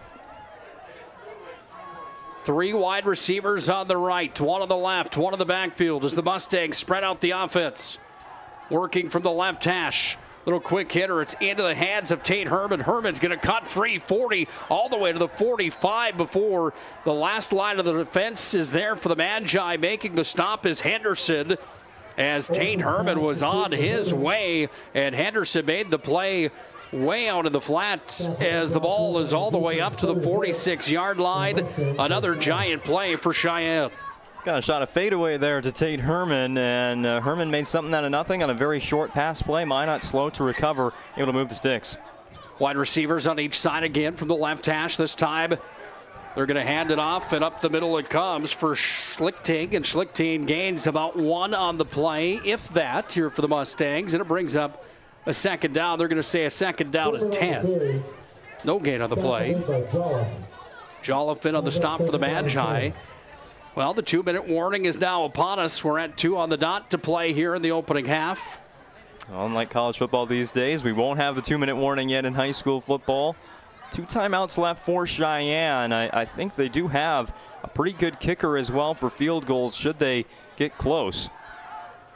Olsen fakes the pass. Now he fires out across the middle. It's complete. Henderson there again on the last line of defense as they're inside the 10. How about that play as it goes up and into the hands once again of number 13, Sullivan Irie. And Irie marches it down inside the Serpro red zone. Yeah, Irie right there beats the defensive back. Took a big effort to stop him from scoring. Now you're in field goal range. And Cheyenne, of course, looking for 6 points again. You have the possibility of doing so. Still a minute and a half to play. Quick hitter, right side, complete to the 10, inside the 5-yard line, as the ball is going to be caught and carried forward by the Mustangs. Olsen's pass complete to Schlichting. Schlichting was the one that had the reception. Brings up a second down and a short 3. I do apologize. It's Prestwich wearing number 4, not Henderson, for the Magi out of the secondary. Henderson wearing number 1, Prestwich wearing number 4. Give the credit where the credit is due there. Well, the Mustangs have marched their way down the field, even on a penalty-plagued drive. And Cheyenne right now is barking up the Magi tree, looking for 6 more. That would make it 13-3 as we approach the 1-minute warning here in the first half. Handoff, rushing to the left, spin move right to the goal line is Paydirt, found, touchdown. Touchdown, Mustangs. Tate Herman's into the end zone. Nice little spin move right at the line of scrimmage. He makes his way off to the left and finds the maroon turf, and it's 13-3 Cheyenne. Yep, just kept the feet moving the entire time. Bounced off a couple of his teammates. Minot tackles. We got an awkward formation there, but obviously it's just going to be to kick the extra point. Special teams coordinators have to make their money somehow. They got to throw out all kinds of random things for PATs. Well, these high school coaches are underpaid too, by the way, so you really have to find a way to do it. They do it here. It's up and through the uprights. Mustangs 13-3, the score on the BNC National Bank scoreboard. 14-3 after the point is up and in. Caught me off guard. I had to double guess my math there for a moment, Owen. That's right now. It's 14-3 on the BNC National Bank scoreboard. Cheyenne is up by 11. Courtesy of Tate Herman, dancing his way into the end zone for his second touchdown of the year. Meet Gary. Gary is an ordinary guy, but right now Gary has car trouble. Gary doesn't know about magic towing. Don't be like Gary. Remember the name and the number. It's Magic Towing. We are here to help 24/7. Magic Towing in Western North Dakota. Don't be like Gary. Remember the name and the number. It's Magic Towing.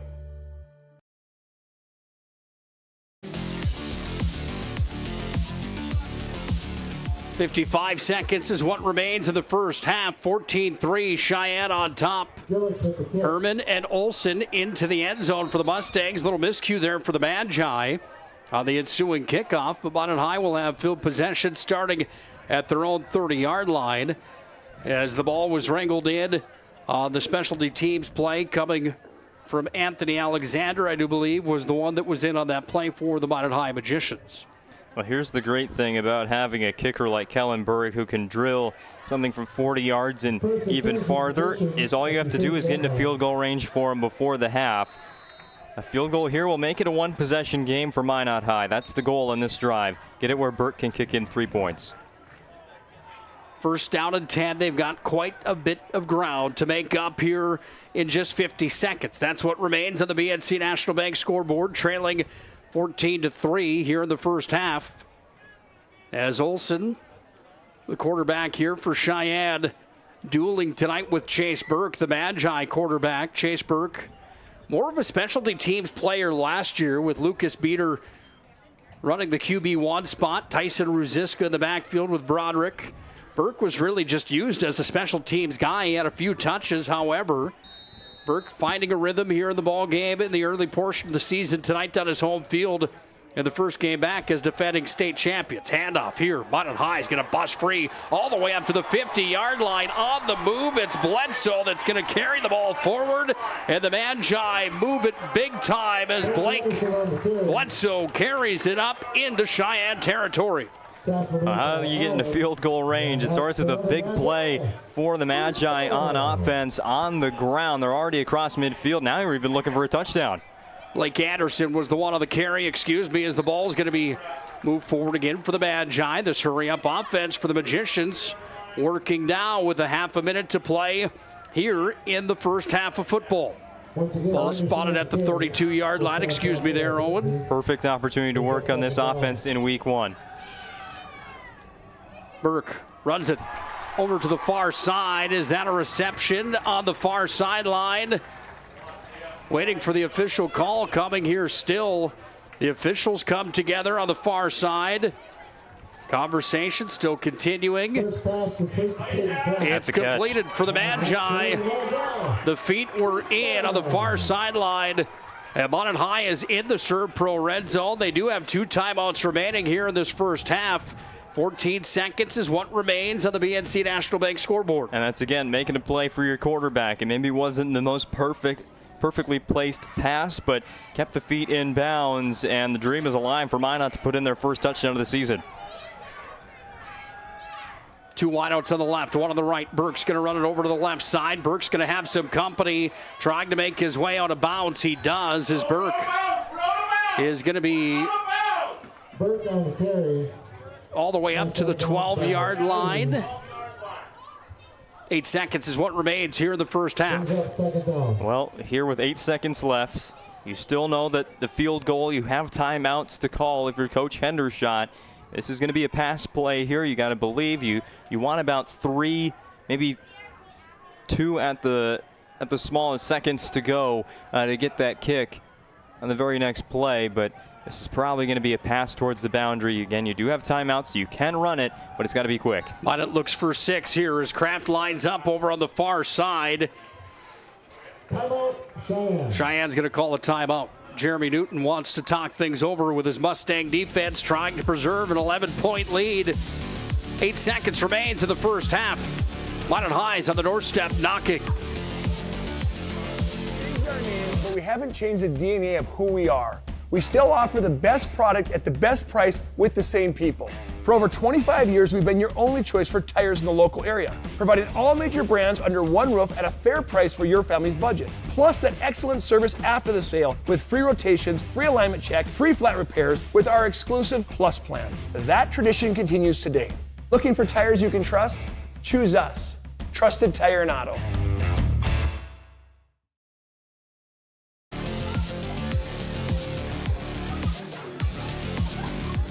There's options on the table for the Magi. Caden Kraft, Broderick, Burke. We know one thing's for sure. There isn't much time here with 8 seconds left in the first half. Minot High from the left hash at the Cheyenne 13-yard line. Low snap comes away to Burke, and he's going to fall on top of it. That eats 2 seconds off the clock, and a loss of 2 on the play for the Magi. Well, of all the options, that's the one you don't think about. And it's the one you want to avoid, the bad snap. But again, you have a very good field goal kicker in Burke. I guess there still is a bit of time left to run another play before you kick it. It is 3rd down, and it looks like that's what Minot's going to try and do with this timeout, is run another play. But you're running a risk. I mean, they always say if you're going to run a pass play, expect that to be 5 seconds. Well, now you're running up to 1 second. What if they catch it inbounds and you can't call the timeout in time? I mean, that's all the things you run through as a coach and an offensive coordinator here. That's an underpaid position as well. Some stress with that one, my friend. Well, speaking of stress, the Magi have the most on them that they've had yet in this first half. 6 seconds is what remains, trailing 14-3. Minot High is going to look for 3 more to bring it to 14-6 as Burke is going to come on and try the field goal. He was good from 40 back in the first quarter. It's blocked. Ball's going to come back away here to the Mustangs. It's a live ball on the ground, and moving his way back over to the near side with the football, it was Caleb Haas. That's a giant stop for the Mustangs to end the first half of football. West Fargo Cheyenne makes 2 scoreless stops in the red zone in the first half. Oh, and they score 14 points in a row to end the second quarter. The Mustangs are running with momentum. They certainly are. It's time for our Magic Towing halftime report. Magic Towing, you blow it, we tow it. They bring you the first half. We'll have the highlights, the numbers, a look around the state of North Dakota. We've played 2 quarters. It's been entertaining to open it up. Number 2 against number 1 and the number 2 ranked team in all the land. Cheyenne leads 14-3 at the break. Time for our Magic Towing halftime reports. This presentation on the PSP Network is proudly brought to you by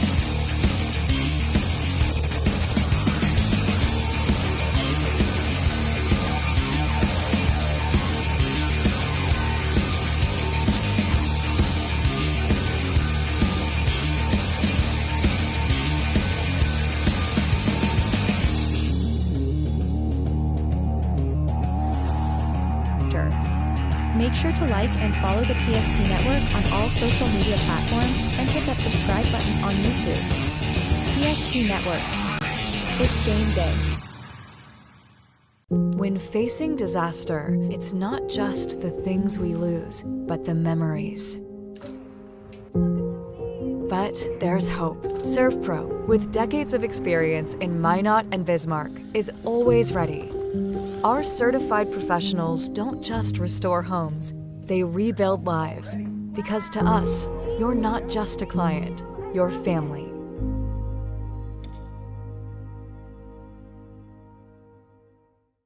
Shields Visa is more than just a card. It's the freedom to go. It's a gateway to explore and do more of what you love. Imagine where the Shields Visa can take you. So join us in discovering endless possibilities. Shields Visa. Together, we've got this. Meet Gary. Gary is an ordinary guy, but right now Gary has car trouble. Gary doesn't know about magic towing. Don't be like Gary. Remember the name and the number. It's Magic Towing. We are here to help 24/7. Magic Towing in Western North Dakota. Don't be like Gary. Remember the name and the number. It's Magic Towing. From the 26-yard line, nearing the Serve Pro red zone are the Demons already. Handoff, Hankey dances in the hole. Now he speeds and bursts outside, accelerates to the 20, 15, 10, 2 touches, 2 touchdowns. Carter Hankey, this time they go left, and he just does what he does so well is he read the block. It wasn't off tackle, it wasn't off the guard on the inside, and he took his time, then he bounced to the outside, got a great little kick out block, a touch block, and deep downfield for the Demons, helping him out.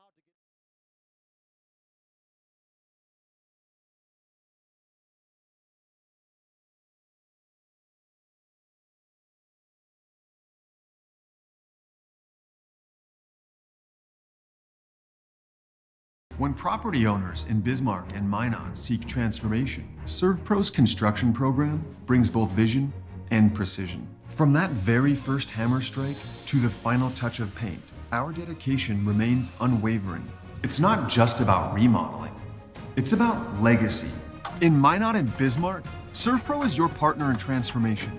We don't just build back, we elevate every space. Great news! If you're looking for a new vehicle, Ryan Family Dealerships has the best selection we've had in years. You'll find fantastic offers from Nissan, Honda, Chevrolet, Buick, GMC, Cadillac, Chrysler, Dodge, Jeep, and Ram. Hold on. Ryan sells Chrysler, Dodge, Jeep, and Ram? Yes, we do, and we'd love to sell one to you. Visit one of our 5 convenient locations in Minot and Williston. Get your next vehicle from a name you know and trust. Ryan Family Dealership.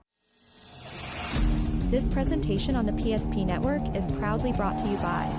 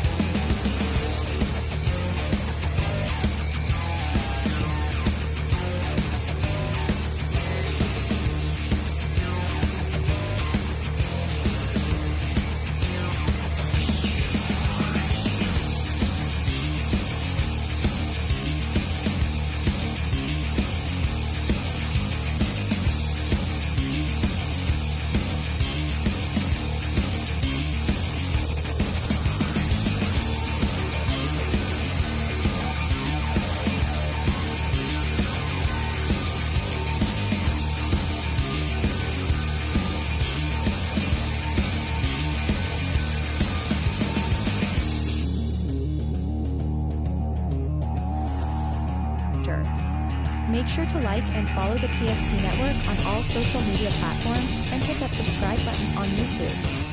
PSP Network. It's game day. That sinking feeling you get when this happens? That's oil change-anxiety. The anxiety of being without a car with a billion things to do. The fear of being overcharged. The stress of not knowing where to go or who to trust. But you never get those feelings at Valvoline Instant Oil Change, where you can watch us work right from your car, and we finish up in about 15 minutes. We changed your oil and did our 18-point safety check. Valvoline Instant Oil Change. Service you can see, experts you can trust.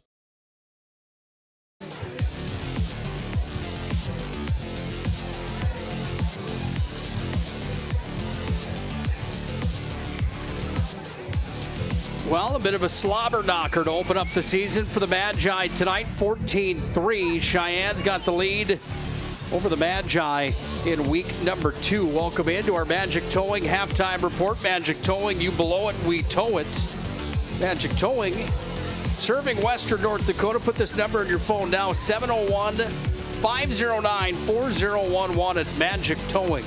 Bringing you the halftime report. Nicole Bergo and Patterson on the call. Well, the Cheyenne defense might be the name of the game right now here in this showdown. A couple red zone visits for the Magi with null to show except for one field goal here in the ball game. Overall, your thoughts on the first half of football? Yeah, 3 red zone trips for Minot and 3 points out of it, just that one field goal. And that was on a drive that started at the 20. They actually went backwards and scored points. That was in the first quarter to take a 3-0 lead. But West Fargo Cheyenne, yeah, bend, don't break. A couple long drives for Minot High to get inside the red zone once again. They come away with a 4th down stop to the Mustangs and then the blocked field goal to end the first half. And all that while in the second quarter, Cheyenne's offense started to take off, started to look like how it should for Cheyenne, moving the ball with Olsen at quarterback, ran in one score, and took the top off the defense a couple of times with long pass plays. We do have more fireworks. How do you like that?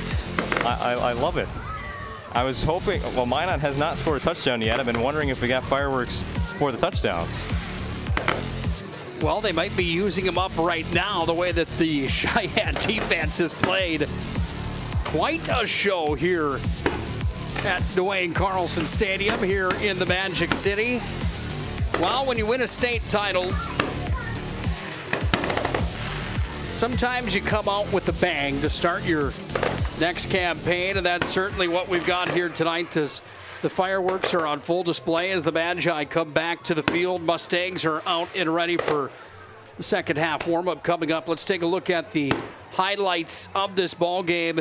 And Owen, we're going to see a variety of things here in this contest, starting with a Kellenberg field goal. This kid really is a well-rounded athlete going off to play college baseball. However, his foot might be the most valuable piece on that young man's athletic body. They might be giving him a call for the soccer team coming up next week. Kellenberg definitely should be going there. I think he actually did play soccer a couple of years ago, not on the team this season because he's got quarterback duties to take care of now on the football field. But yeah, from 40 yards out, that's something you don't see too often here in North Dakota. Yeah, certainly not. You see Minot High get back into the Serve Pro red zone, and this is where that Cheyenne defense has come up big in this ball game. That was late in our second half. You're going to see a big play coming here from the Mustangs. It's going to result in 6 points coming down the road here. Caden Olsen really settled in there late in the second half, didn't he? Yeah, he did. And again, it's the short pass plays, it's the stops, it's the screens, it's setting up the run, the read option right here on the touchdown. Perfect read from Olsen. Gets a block, 2 blocks at the goal line, paving his way for that first Cheyenne score. And after you do all of that small work on offense, you're able to throw it over the middle, past the safeties to add on points. But Minot had their fair share of offensive highlights. They were able to move the ball downfield. But once they got into the red zone, things got congested. There wasn't space there to run their long developing routes. Cheyenne made all the plays. Well, Cheyenne had the bigger plays in the ball game without question. You see a long Hail Mary pass that ended up to Sullivan Irie. This results in 6 more. And Cheyenne at this point in the ball game, I don't know if you would say that they're comfortable, Owen, with where they are right now. However, sitting on the 14-3 lead, and maybe the biggest momentum turner so far in the ball game was the defensive stop right at the end of the first half as the Magi took it deep down into the red zone. But again, it was the Mustangs that had the answer for the Minot High offense on a blocked field goal attempt for Kellenberg at the end of our first half. Yeah, Cheyenne is a lot more comfortable up 14-3 at the half than they were down 3-0 when their offense was a little bit unorganized. They weren't really working the way that Cheyenne's offense is expected to do throughout the season and what they showed last year. So to have this 11-point lead, to have the momentum going into the second half, they can really start to run with this one. In the second half, in your mind, is there something that Minot High needs to change if they want to come away with a Week 1 victory? They just got to remember that Cheyenne can throw the deep ball. That was the one thing that hurt them big time in the second quarter. And you have to score points in the red zone. Just 1 field goal in 3 red zone trips is not going to cut it. Taking a look real quick while we've got a quick moment. The week ahead on the PSP Network. Well, we open up with a bang with number 2 against number 1 in 3A football. Well, how do you like a rematch of the state title game at the Fargo Dome a year ago? Minot at Shandley next Friday night at 7 p.m. Grand Forks Central's at St. Mary's in AA ball. And Wahpeton travels to Minot North next Friday night. Owen will have the call of the Wahpeton-Minot North game. I'll be in Fargo with Minot High and Shandley in that matchup coming up next week. Well, it's time for our second half of football as we get things underway as Kellenberg is going to put the boot on the football to start things off here in our second half. If you're just joining us, Minot High is in their maroons. Cheyenne is in their whites, and we are officially underway for our second half. And Cheyenne gets the ball to start the third quarter, something we didn't talk about there in the intermission. But their offense could get to work again. Sometimes you say you have the momentum, and then you go into halftime and you might lose it. Well, right now their offense scored 2 touchdowns on their last 2 drives, can get right back to work. By the way, tonight's ball game is brought to you by Prestwich Orthodontics. Visit MinotBraces.com. Enjoy professional treatment in a fun, relaxed atmosphere. Again, you can find them at MinotBraces.com. They have 0% financing and free consultations. Prestwich Orthodontics. Cheyenne from deep inside their own territory. First offensive possession of the second half. And Minot High is going to come up with a stop. Big Dylan Huber in on the tackle there. This will bring up a second down. And just about 9 to go here for Cheyenne with 11:45 to tick down here in our third quarter of football. Huber's been kind of unmovable by the Cheyenne offensive line. He's been right there on these inside zone plays from the Mustangs and not letting him get much right between the trenches. Dylan Huber at nose guard has been big for Minot today. Yeah, big is an understatement. The big man at 275 coming in. He's had his work cut out for him against this Cheyenne line here this evening. A quick hitter ends up in a big play all the way up over the 50-yard line. And that is going to be a play that will be remembered to start our second half. Schlichting carries it up all the way into Minot High territory, and the Mustangs pick up where they left off for the first half. It's short passes, but it doesn't have to be short gains. You get Schlichting in space, slips through one, and now tries to outrun the rest of the defense. Nice close out there from the safety for Minot High to prevent 6 points from going on the board this early in the third quarter. Schlichting has certainly been somebody that has been impressive after Cheyenne lost some key players in Pennu last year. They also had Wilson back there, Caleb Deere, a big one for the Mustangs a season ago. Seems like those key players here for the Mustangs and some of those big-time position roles and those highlight reel players have really been fulfilled well here in this 24 campaign. Yeah, the Mustangs lost their top 2 rushers. Barry Pennu on that list. Top 3 wide receivers, like you mentioned, Deere on the offense side of the ball, but you keep your quarterback. That's where the experience lies for this Mustangs team, and you just usher in some new surrounding pieces around Olsen, and it's been working well through the first game and a half of this 2024 season. Hey, what did you think of the Bison last night, by the way, against the Colorado Buffs? That was quite a ball game, wasn't it? I had Minot North football. I only caught the final 4 minutes of that one, so I'm going to have to rewatch it. But yeah, Minot North, I was focused on that. Pass across the middle. That ball's going to be completed out into the flat, and it's into the hands of Cash Gilseth. The Gilseth picks up another first down. Well, I thought the professor probably had that one on the DVR last night for when you got home. I know that you're a giant college football fan and a brain of that. Yeah, I was able to see the Hail Mary fall just short. Watch Minnesota miss their field goal at the end. Picking up on college football here as that's into week 1. Your thoughts on Minot North last night? Were you impressed with the new school just north of here in the Magic City? Tell you what, yeah, I'm impressed by the stadium. I'm impressed by the campus and really impressed by how they played. And Corey McIver and I mentioned it throughout the game. You're going to say what you want about the opponent, a JV team from 3A that you won by 28 points against. But this is a team that had 1 penalty. They had 2 hiccups, and they were all on the first drive of the game. Other than that, played clean the rest of the way. Minot North, they build off of that first program win in your very first game. It's a team that likes where they stand. Get to see them against Wahpeton next Friday night. Corey and Owen will have the call of that one right here on the PSP Network. In motion here for the Mustangs goes Caleb Haas. He's going to cut free, finds the edge. He's tattooed over on the near sideline. There is a late flag on the play after a big gain coming here. And where will the call lie on the field? This might be against Burke for the late hit. Out of bounds. He was definitely on the white line. We've seen Burke have some high emotion in this game, and maybe just got the best of him there. Second down at 5 is what the marking on the field is, and the spot. It's going to be benefiting Cheyenne in a big way. It is a personal foul here on the Magi. And that's going to be 15 free yards from the spot of the foul here, Owen. And with under 9.5 to play inside of the third quarter of play, it's a red zone visit here for the Mustangs, all the way down to the Minot High 13-yard line. As Cheyenne looks to see if they can tack on 6 more, that would make it 20-3 on the BNC National Bank scoreboard. This is the area of the field where it's all about the inside zone or the read option for Cheyenne, quarterback and running back. We've seen Olsen and Schlichting work that play to perfection once already inside the 10. Quick hitter again. Olsen connects far side. That ball's going to be caught right near the line of scrimmage. Caleb Haas is the one that reels it in. And the stop was made from the Magi out in the secondary. Yeah, some would call that the RPO, the run-pass option, but that one was scripted right there from Olsen. He facing to his left and then flips around and throws back to his arm side. That is that's a blind pass right there, something that might go terribly wrong if there's a defender that jumps that route. Henderson was the one that made the stop for the Magi. Out the secondary is 2 wideouts line up on each side. Make it 3 over on the left here for the Mustangs. Olsen back in the pocket. He's rushed. He's got company. He's going to bust free all the way up inside the 10. Scrambling to make something out of nothing again. And Caden Olsen doing a nice job under pressure inside of the Serve Pro red zone.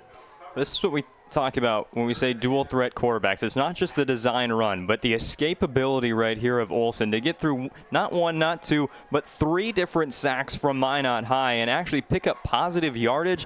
That's what a dual threat quarterback is. Ryan Family Dealerships bringing you the replays on the PSP network for 50 years. Ryan has been the trusted name for car buyers in Western North Dakota. Browse their massive inventory online, driveryan.com. Olsen again, rush to the right side. This time goes to the end zone over the head of the intended target down in the corner of the end zone, and it is an incomplete pass. It will bring up a 4th down situation with a 4th and about 5 to go here for the Mustangs. Deep inside Minot High territory, the ball marked at the 9-yard line. Again, West Fargo Cheyenne does have a pretty capable field goal kicker as well, so they'll try with 3. It's Michael Gullix that will be taking it. Field goal unit comes on here for the Mustangs. Gullix with the left foot, trying to put it through the uprights. Snap is back, hold is down, kick is up. And it's good. 17-3, Cheyenne on top as Gullix takes it through the uprights. Each kicker performing here in the ballgame tonight. The difference maker has been the big plays for the Mustangs.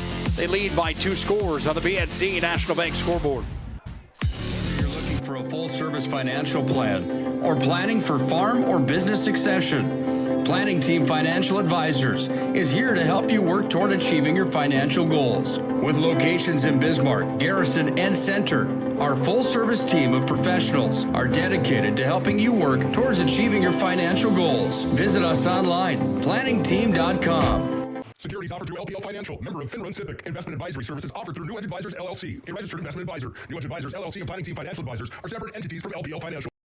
The trick to throwing well is knowing where you want the ball to go. Like how the local bankers at First Western Bank and Trust take the time to learn about you and recommend the banking services like online banking or personal loans that keep your goals on target.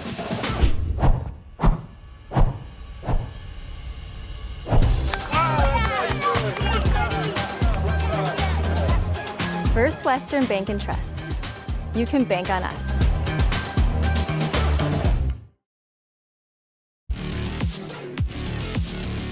17-3, Mustangs on top.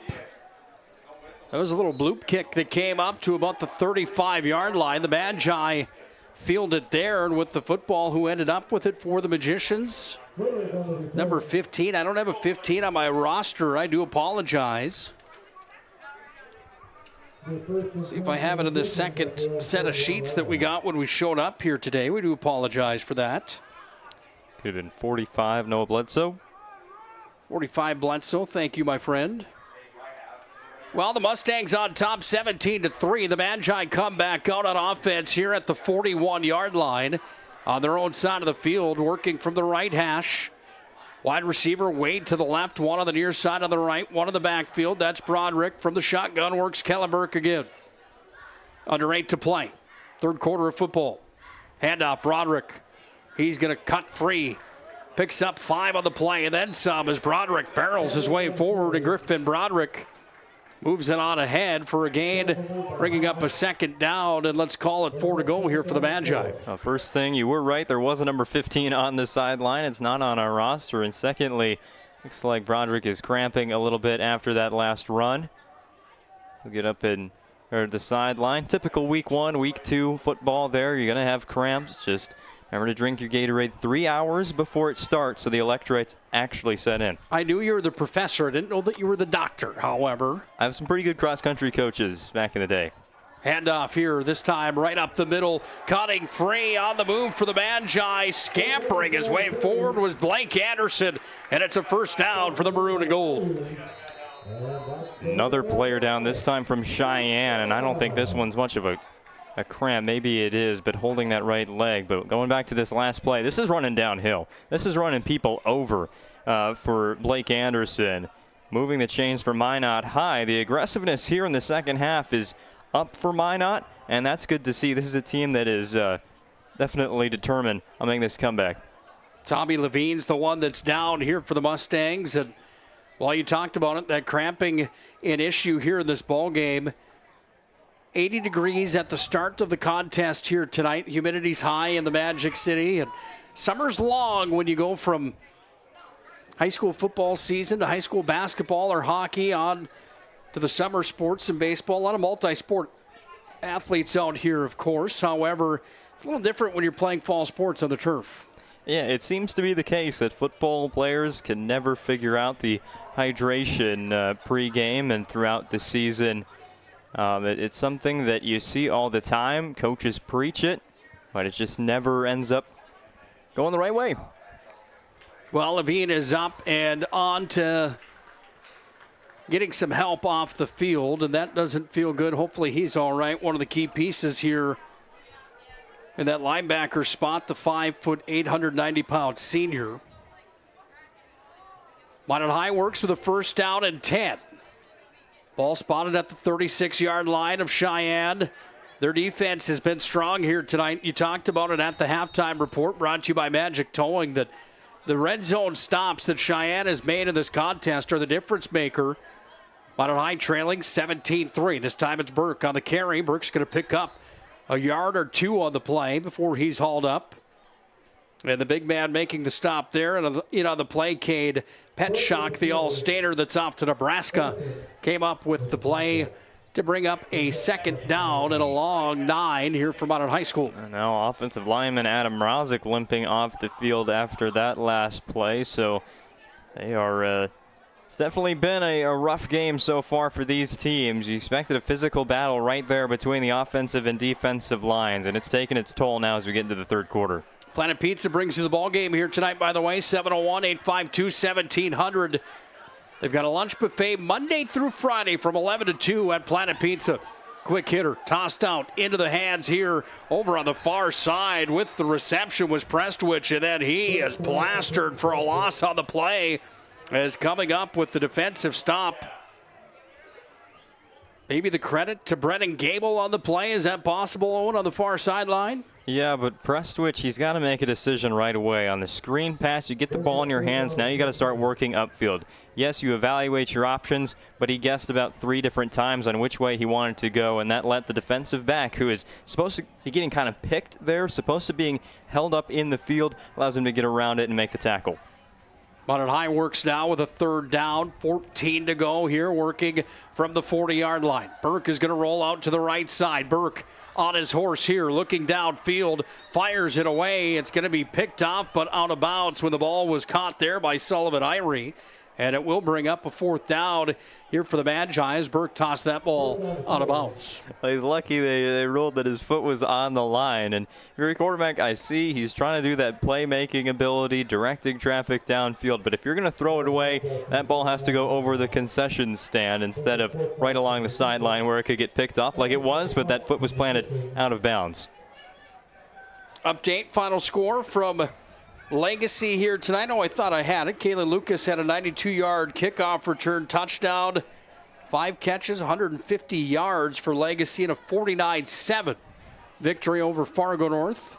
Any other scores from across the state to report here at the early portion of our third quarter of play? Yeah, pretty big day for offenses in 3A. Mandan 41-14 over Williston. Bismarck takes down West Fargo 30-6. And the other game still going on. Shanley 52, Fargo South 45 as we get to the fourth quarter. Wow.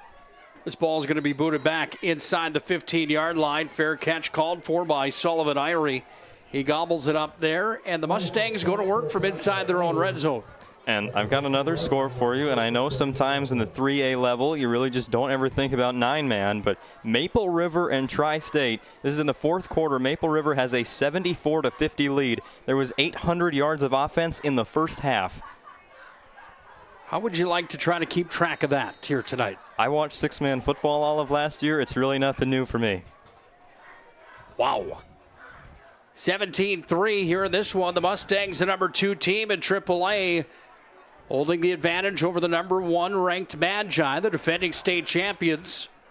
We've had some offense here tonight, not quite that much as the ball is going to be handed off. Herman forward with the carry.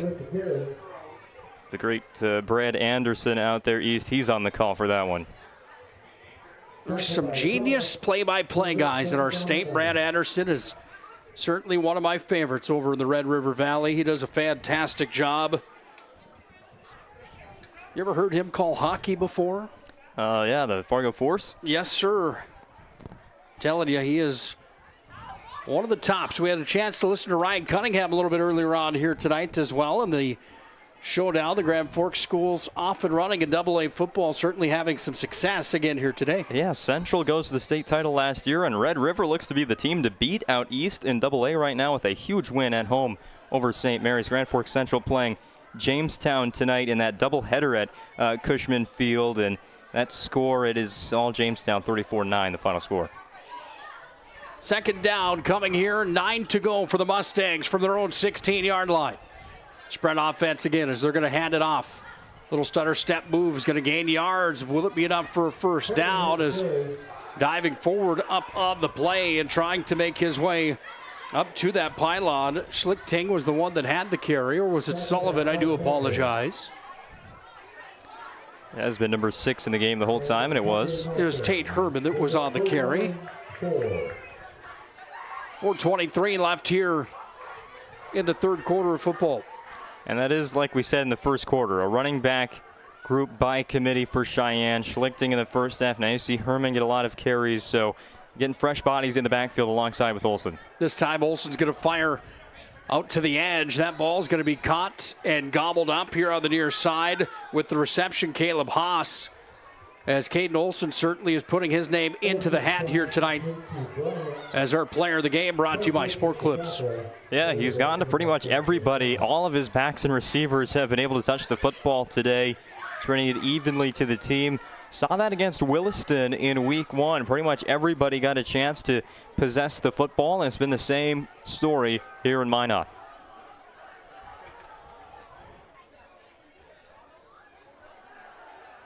Olsen scampers out of the pocket across the middle up to Irie. It's going to be incomplete as Kraft was there on the coverage for the Magi. It just falls a little bit short, a little bit behind the receiver. And now Cheyenne is faced with a second down and 10. Again, we said this in the first half when Minot High was on offense. Usually a run coming up here up the middle, just trying to pick up yards and make third down a little more manageable. Deep in their own territory, the Mustangs trying to stay on the move.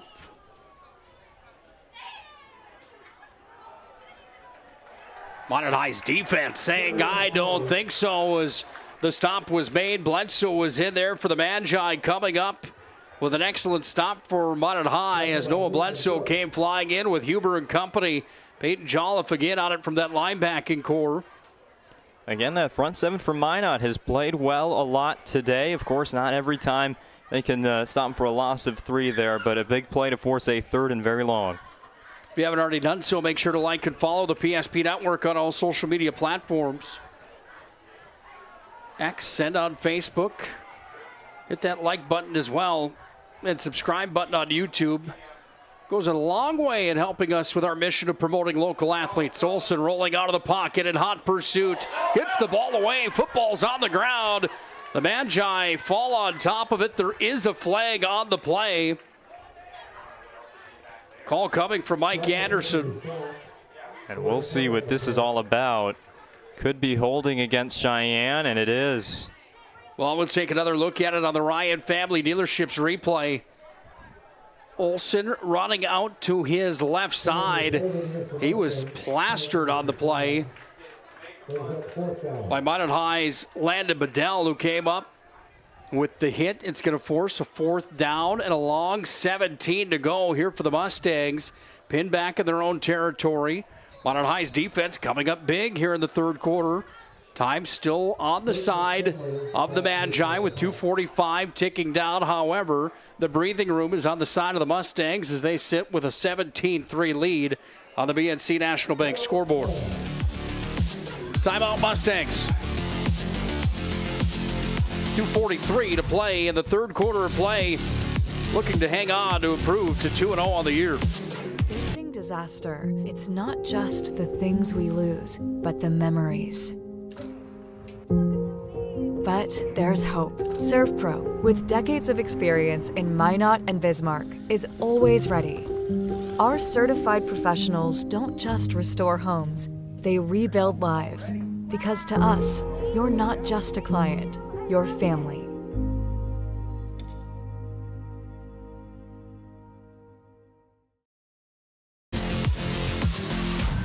Well, judging by the scores across the state, defense in North Dakota has been on a premium here tonight.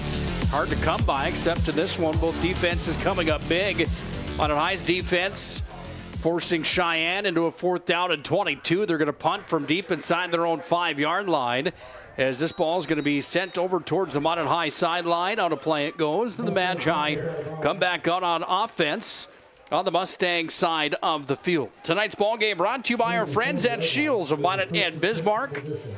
Vote for this week's Player of the Week and each and every week on the PSP Network social media platform. Shields, proud supporter of the PSP Network.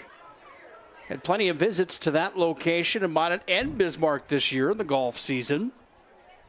I blew out the tire on my bike. It was a heartbreaking week, but I have it fixed. Thanks to Shields of Minot. I'm telling you, they've got everything.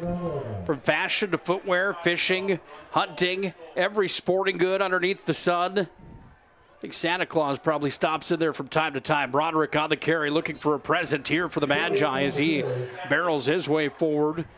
Big gain on the play for the Magi. 2nd down and 3 coming here as Minot High marches it down to the 39-yard line. Well, another possession that starts on the plus side of midfield for Minot. This has happened now on, this will be the 4th occasion in this game, but again, still one scoring play for the Magi. Broderick spin move. Somehow barrels his way forward up over the 30-yard line, and Griffin Broderick moves the chains for the Magi.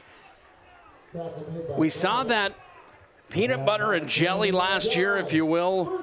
A little lightning and thunder. I don't know what analogy you want to use here with Ruziska and Broderick. Broderick barreling forward. Ruziska was like lightning quick in the way that he got around. However, Broderick is crafty when he finds a little bit of space in any of those seams. You see it here again. He picks up another gain of 4 on the play. Yeah, there's a reason why he's already committed to play Division I football next year for Bubba Schweigert and the North Dakota Fighting Hawks, is because on the play before this last one we just saw, very slippery, got out of a tackle with a spin move. That time just lowered his shoulder, put his helmet down, and plowed through the the defensive line to pick up 5 yards. That's a D1 running back right there with a great build as well. 6 foot, 225 pounds. Not too shabby for Broderick, the senior for the Magi. That ball is going to be handed off into the hands of Caden Philly, and he dances his way for a short gain on the play. Brings up a 3rd down and 5 to go here with the ball marked at the 24-yard line. Well, Cheyenne make a 3rd down stop here. You force Minot to try another field goal, something you've blocked already in the game. So the Cheyenne defense They might pick up 5 yards on a run by Broderick, but you push them back, get to third and medium, and you put the pressure on the Magi once again. Minot High looking for another first down here. They look for 6 more points in a bad way late in the ball game as Burke runs to the outside, throws it ahead. That pass is going to be completed, and there is a gain on the play, as I believe it's Fillion again that is there on the reception. It is Caden Fillion that comes up with it, and the chains move for the Magi inside the 25-yard line here, the Mustangs. Somehow, some way, the Magi get it done again on offense and pick up the first down. Just make something out of nothing, scramble outside the pocket, find your very last read as a quarterback, and it works. From the shotgun again, Burke to his left side, has a seam. Burke cuts free. He's going to tumble his way forward for a gain of just about 4 on the play. And Kellen Burke takes Minot High into the ServPro red zone. ServPro with 24/7 emergency service with trained technicians and advanced technology. It's ServPro. 3 quarters complete. 1 quarter to play. Do the Magi have some magic tonight on their home field? Or will it be the Mustangs that come out of the West region play in first 2 weeks with a 2-0 mark? We're going to find out. 12 minutes is all that remains here on the BNC National Bank scoreboard.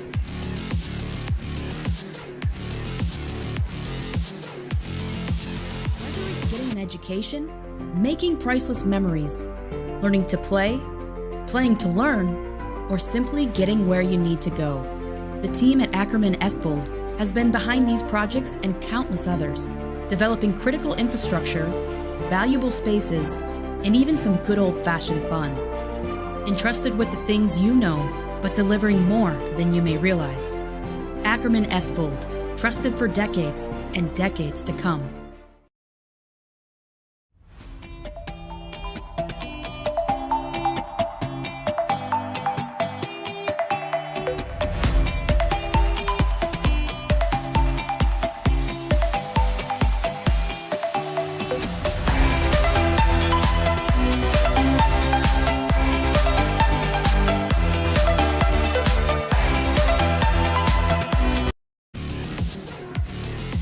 Back to gameplay here as we start our 4th quarter of play.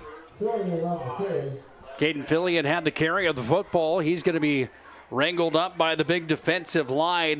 Petschak was there, and Petschak again showing why he's going to play at Nebraska. Yep, 4-star rated recruit in the 24/7 composite rankings. He's the #1 player in the state of North Dakota. Not only that, he's nationally ranked as the number 37 defensive lineman in the country. We're talking about that's committed to the University of Nebraska, had SEC offers, Big 12 offers, Big 10 offers, just another but offensive and defensive lineman from North Dakota going to play Power 4 football. Yeah, big number 55 for the Mustangs has been a lot of fun to watch in his high school career. There's an injured player on the field with, again, cramping being an issue here. We're going to keep it right here on the PSP Network. Actually, let's take a step aside. 17-3, Cheyenne on top. Let's keep it right here. I think we might get pinched on time. While we do that, let's take another quick look at that media poll inside of our state of North Dakota and where the teams in 2A and 3A football are residing right now inside of the top 5. Minot High, #1, Cheyenne at 2, Bismarck at 3, Davies at 4, Mandan at 5. Shanley still receiving some votes.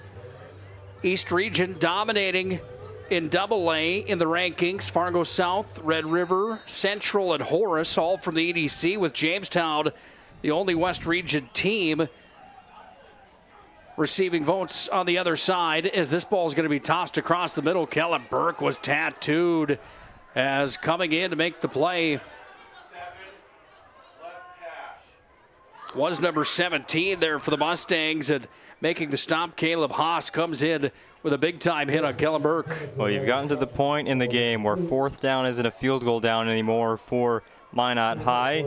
Down 14 points. It's going to be Burke not with the leg but with the arm here on 4th down and 7. In your mind, is it a must-score situation for the Magi with 11.5 to play in the bowl game? It's a must-score touchdown situation. You can't hold off anymore against Cheyenne. You have to get in the end zone on this drive.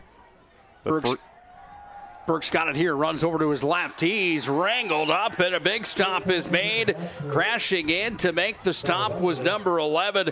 Maddox Weigel comes in and slams the door. I was going to say, but first you got to pick up the first down, and they did not do that. Cheyenne with another stop in the red zone. The defense, many a times the Cheyenne offense gets all the attention, but the defense today has been making the plays. Defensively, the Mustangs have been pretty superb, I think would be a fair word to use here in the situation, holding the Magi to just 3 points right now. Again, Minot High, of course, a different team than they were a year ago. However, it's a Magi team that has assets back from a year ago that had 389 total points heading into the state title game. Yeah, Cheyenne's red zone defense has sure been the best in the state. Olsen, quick hitter. Gets it off here to the far side, running Schlichting, carries free. Schlichting picks up a first down all the way up. They're going to mark him out of bounds at just about the 26 as he got free. Looked like he got near the 30. However, the foot was out of bounds on the far sideline. Schlichting's been a major asset here for Cheyenne in this ball game. One of those weapons in the backfield, carrying the load here in a majority of the categories in the rushing game. In a 17-3 lead right now for the Mustangs. Yeah, Herman has been a great running back. I mean, he works between the tackles, but what Schlichting is able to offer is that pass-catching option out of the backfield, which is why he gets the number 1 reps. Schlichting's got it again, cuts over to his left. That time he's wrapped up at the legs and taken down. It's Bedell that comes up with the stop for the Magi.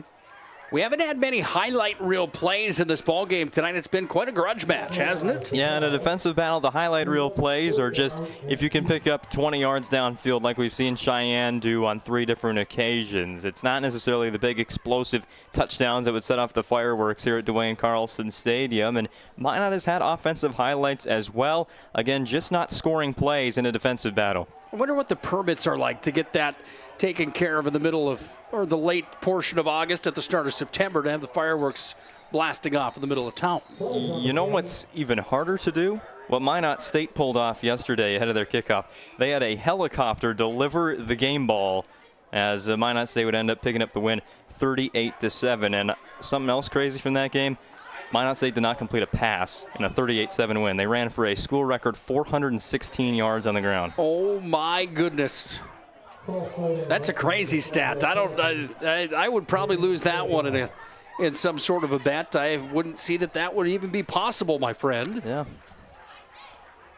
Well, if you got the weapons on the ground, you might as well use them. From the shotgun on the 3rd down. Olsen out across the middle.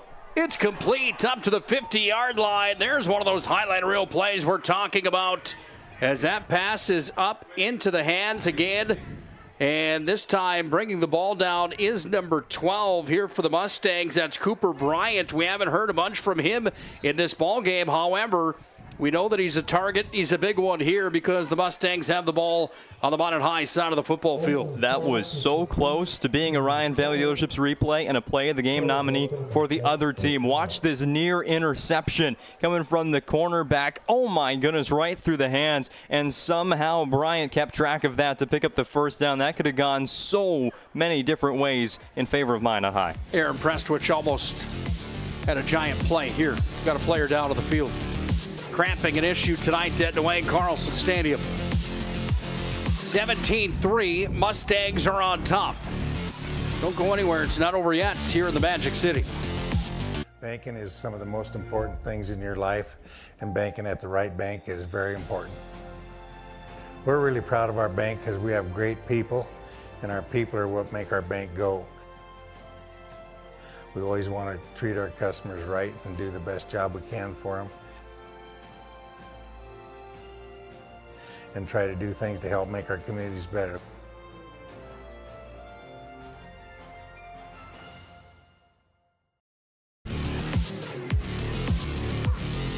Well, the highs and lows of sports. Prestwich almost had the opportunity. Then he ended up having to received some assistance from Fred Spalding, the athletic trainer at Minot High.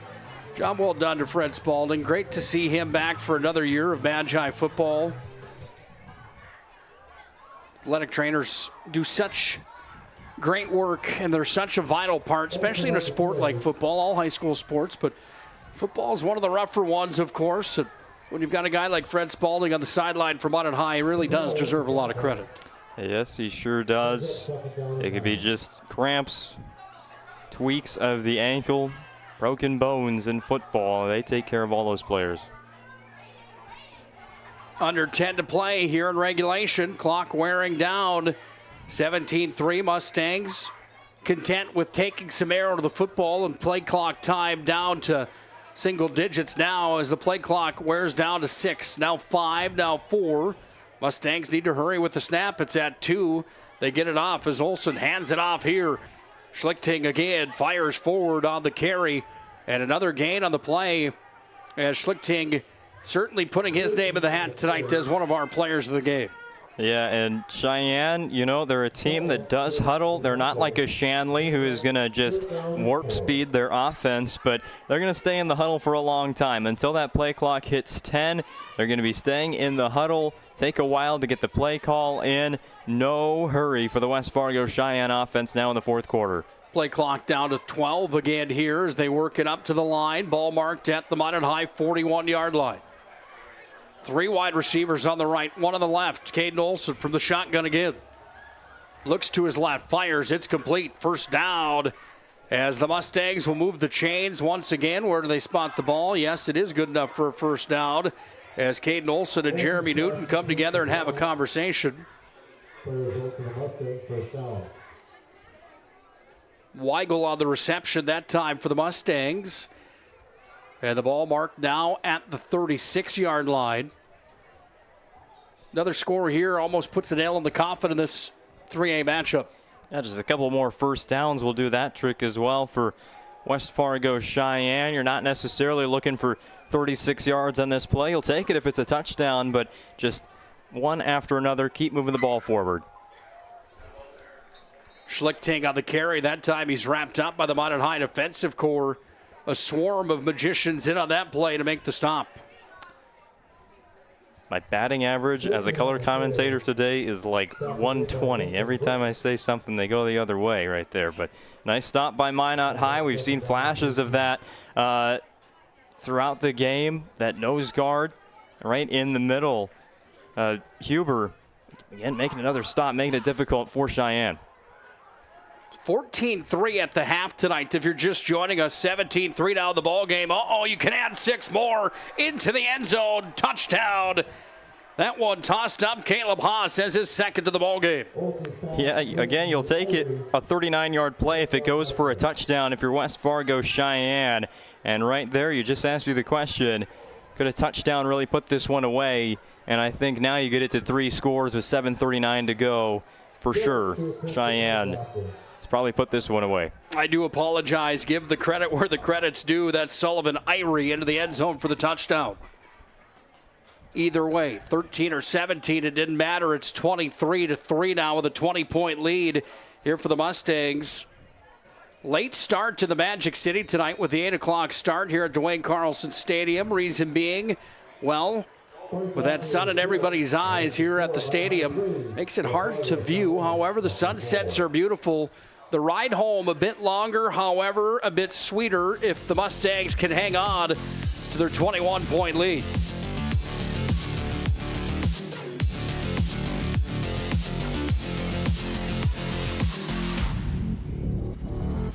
Throwing well is knowing where you want the ball to go. Like how the local bankers at First Western Bank and Trust take the time to learn about you and recommend the banking services like online banking or personal loans that keep your goals on target.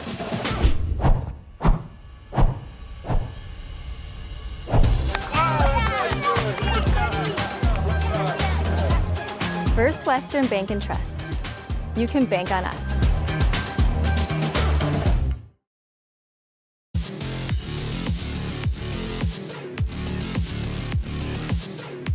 Sullivan Irie into the end zone for the touchdown. And it's 24-3, Cheyenne on top. Broderick had a chance in the red zone back in the first quarter. It was Kellen Burke that had a 40-yard kick for 3 points that put Minot High up 3-0. Then it was Olsen from 8 yards out to make it 6-3 with a point after. Game went to 7-3 at that point. Here's the return for the Magi over on the far side. Rest of the game reset brought to you by our friends at the UPS store. Located on South Broadway, the Magic City. The UPS store delivers this game reset. Burke made it 3-0. Then it was Olsen that made it 6-3 Cheyenne. Point after was good. Then Tate Herman ran it in from 4 yards out to make it 13-3. They added a point after there. It was 14-3 at the half. In the second half, a Gillick's field goal made it 17-3. And then we just saw Sullivan Irie from 39 yards out from Caden Olsen to make it 23-3 with another point after attempt that was good. So all Mustangs here in the second half of football. And since the initial score for the Magi that resulted in 3 points, Broderick on the carry, flag on the play. Broderick's good for 4 on the gain. However, there is a flag, and that brings up the play clock and the game clock to stop at 7:24 left in the ballgame. Interested to see what this is. It might be a legal formation on Minot because it was thrown right at the time of the snap. And this should be going against the Magi.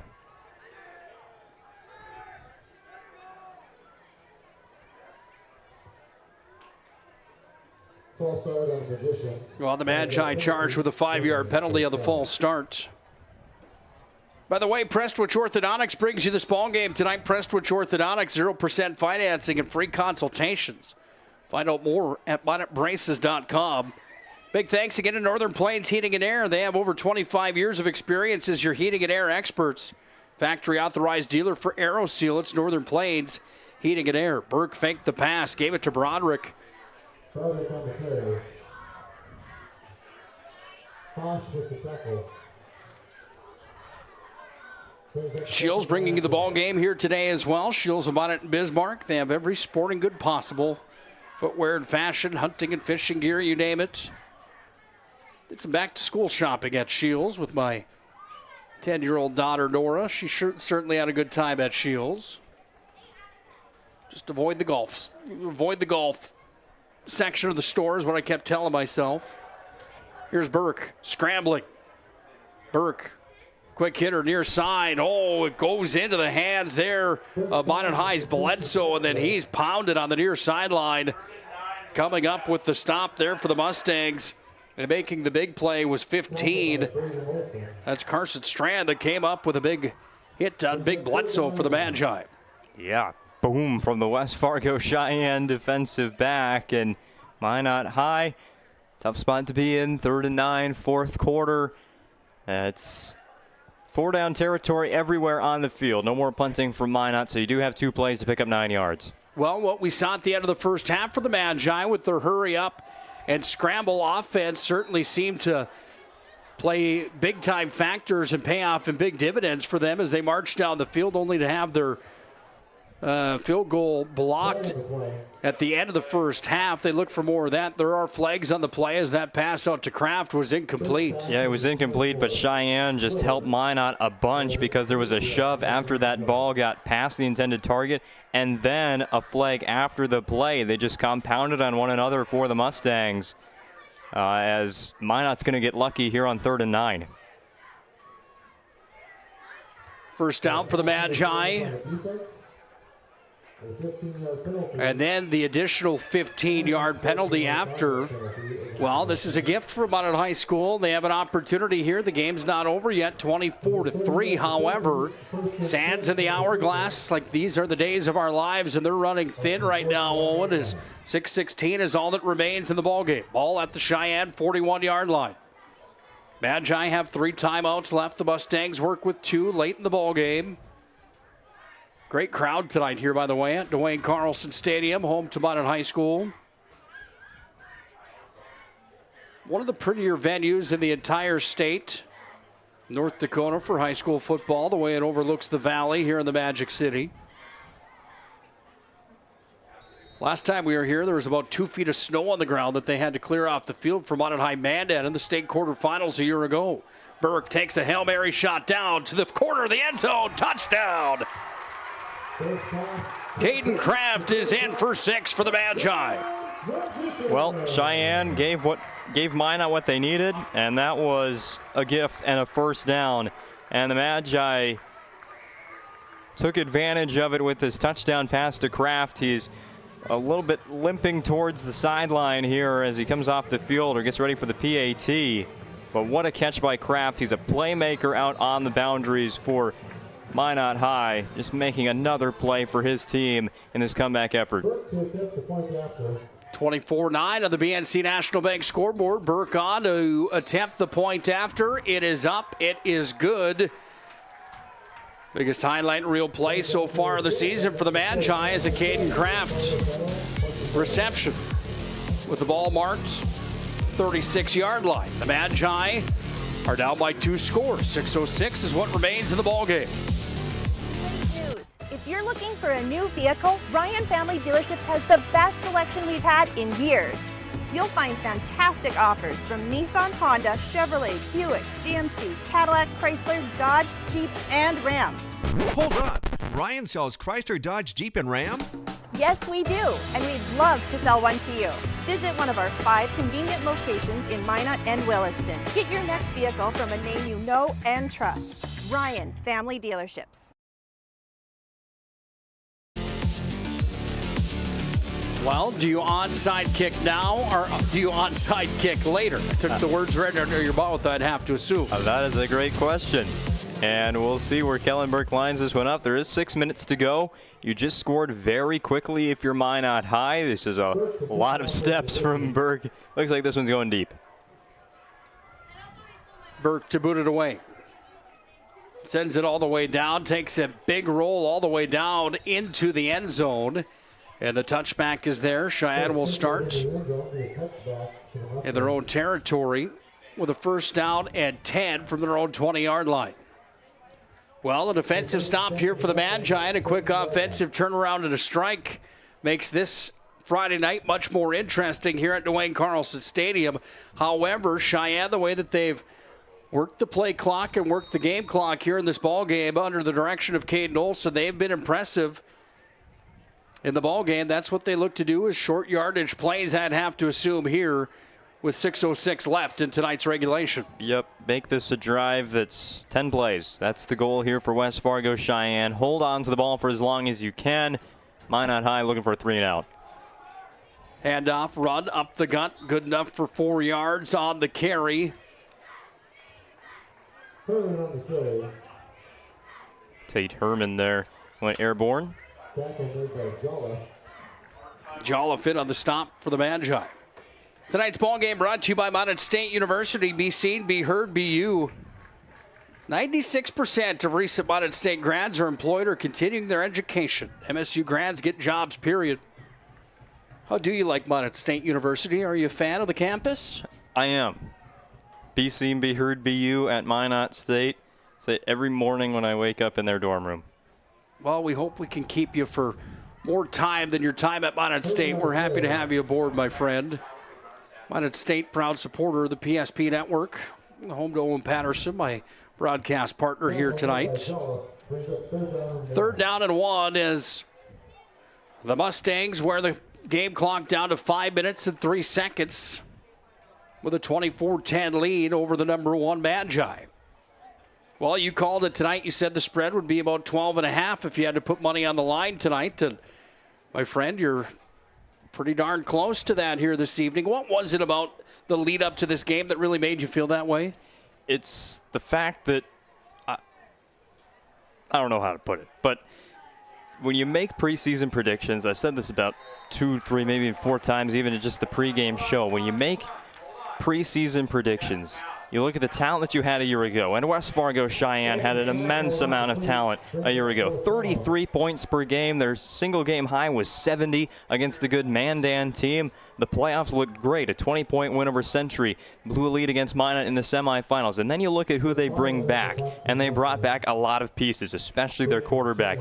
You talk about Petchok, the athleticism that they have on the offensive and defensive lines. This is a Cheyenne team that is really, really good, and a Minot team that had too many question marks. 4th down and short. Mustangs were forced to punt it away. Minot High's got the return back over to the 48-yard line as Fillion carried the ball forward. Minot High comes back out onto the offense. 4:27 left in regulation. Well, the Magi are no slouch coming into this 24 campaign.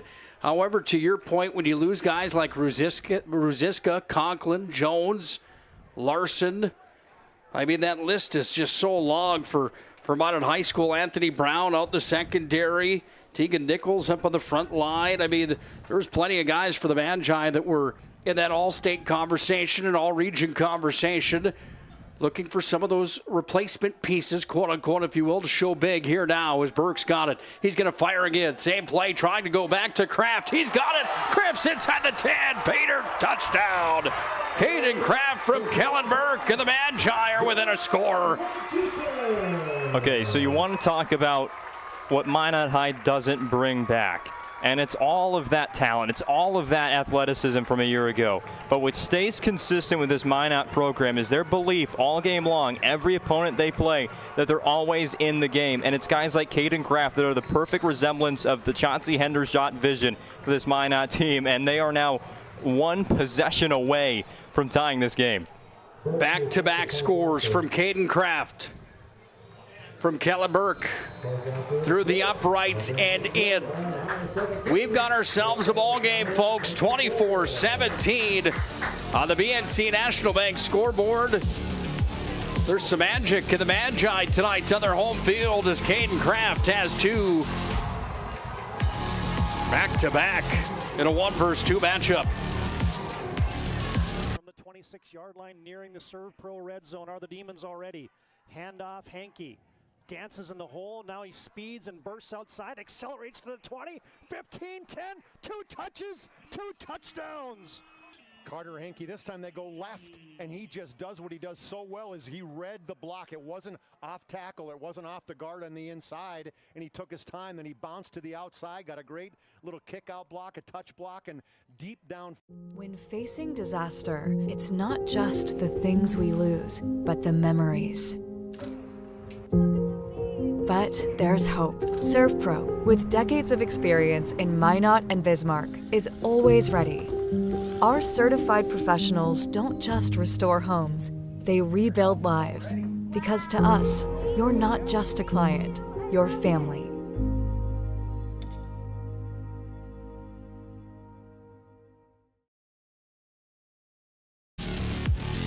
Ensuing kickoff after the Caden Kraft touchdown. Rolls through the back of the end zone off the boot of Kellen Burke. And the Mustangs come out on offense from their own 20-yard line. 4:20 left in the ball game. 24-17. Minot High trailing Cheyenne here in this contest. But the Magi have woken up like a rabid grizzly bear late in the ball game. Handoff, big stop for the Magi again, as the carry was there, but the stop was made from the Magicians right on the front line. As again on the carry here for the Mustangs, and moving the ball forward was Schlichting. And this will bring up a 2nd down and 8 to go here for the Mustangs. Still 4 minutes left. There's still time for Minot. You still have 3 timeouts. Chauncey Hendershot has this down perfectly for what he's going to do in the 4th quarter. The offense has been quick strike recently out of absolutely thin air. And West Fargo Cheyenne, again, just 3 yards at a time, but that'll help. Maybe this is against the Mustangs, though. They might have flinched. Flag on the play. You see the Magi pointing at the Mustang line. This is a big call in the ball game. Yeah, Olsen came up to change the play, and I think that might have messed up some of the offensive linemen. Oh, no. Offsides on the Magi. That brings up a 2nd down and 2.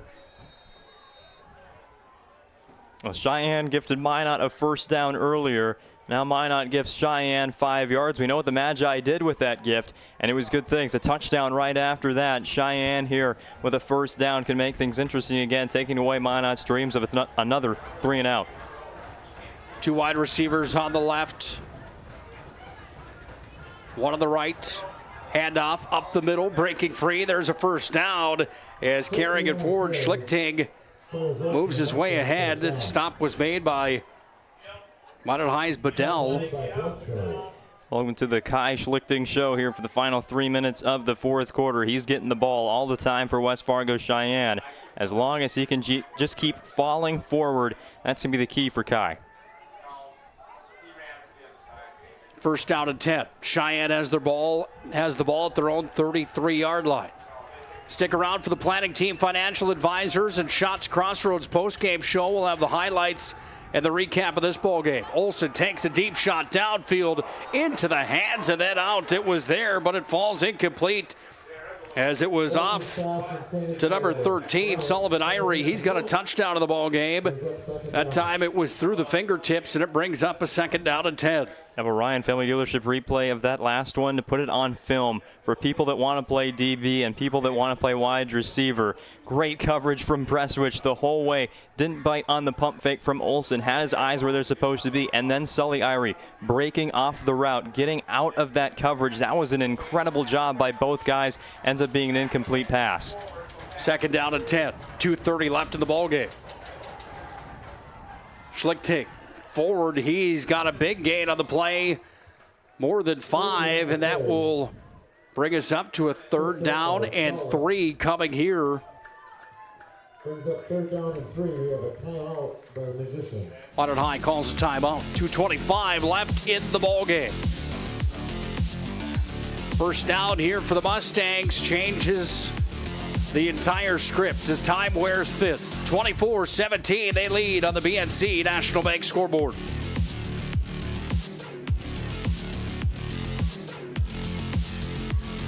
Visa is more than just a card.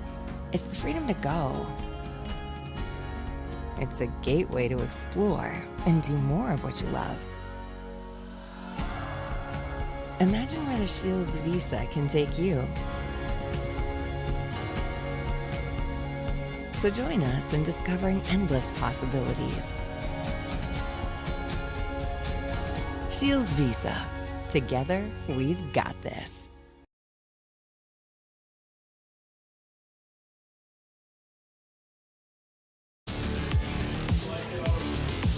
Well, you better buckle up tight. Down the stretch we come.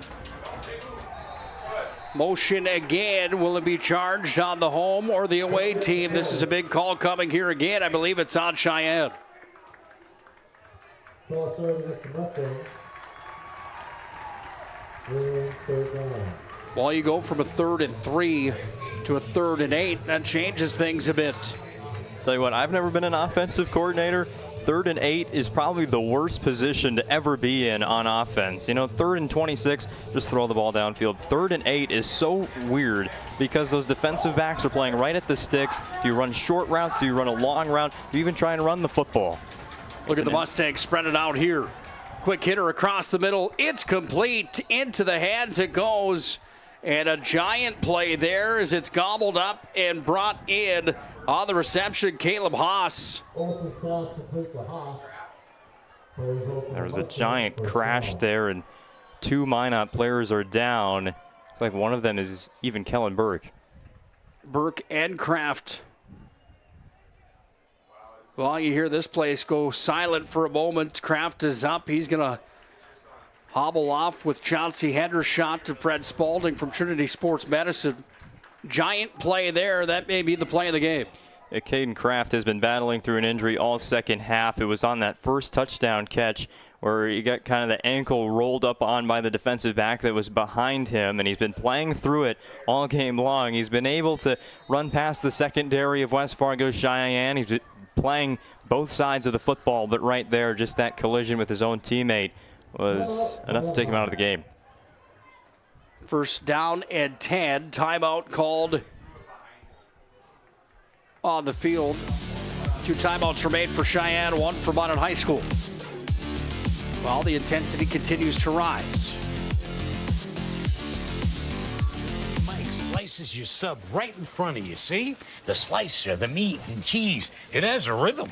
This is the rhythm of the slice. The slice. Oh yeah. The rhythm of the slice.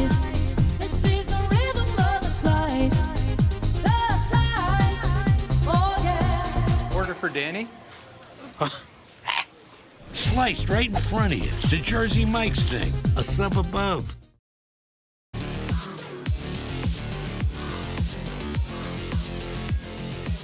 Well, the Minot High cheer team doing what they can here on their home field. First game back for the Magi since winning a state title for the first time since 1980, just last year. But it's the Mustangs from Cheyenne that have the ball with 2:08 left in the contest. Ball at the 44 on the Mustang side of the field. Olsen from the shotgun. Handoff again. Forward progress there from Schlichting, but he's going to be wrapped up. Dylan Huber comes up and makes the stop for the Magi. Well, there you see Chauncey Hendershot, the head coach of the Magicians. Preaches momentum.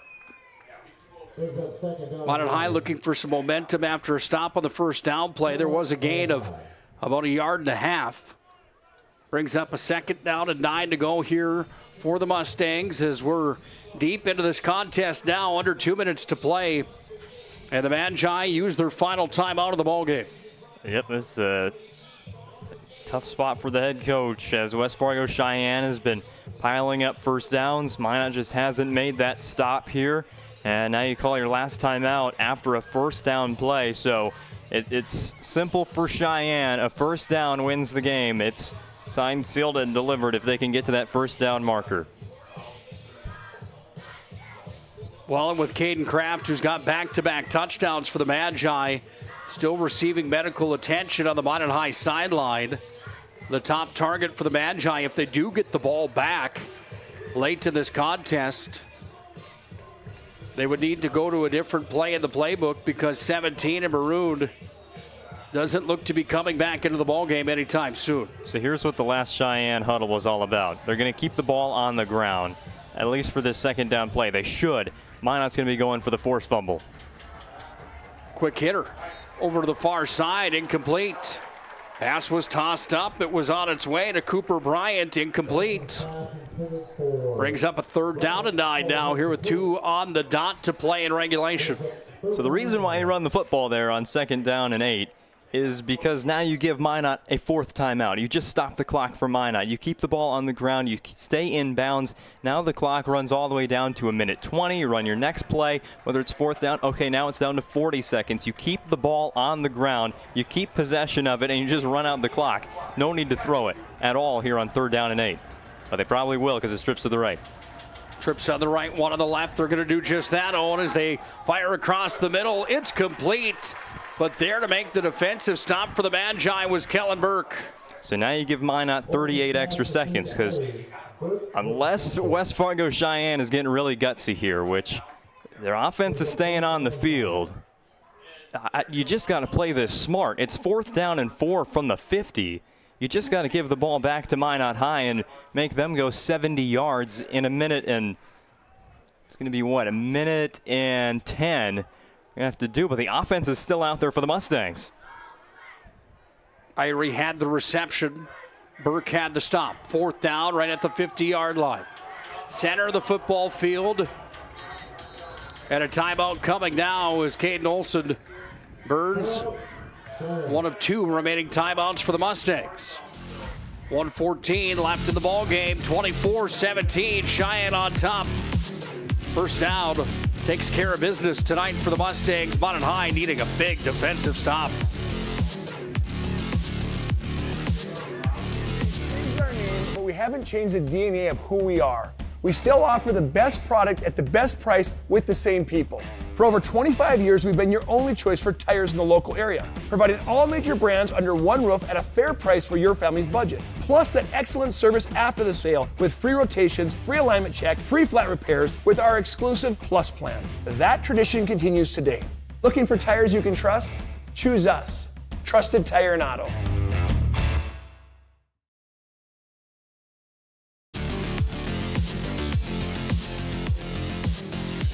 Ball game on the PSP Network.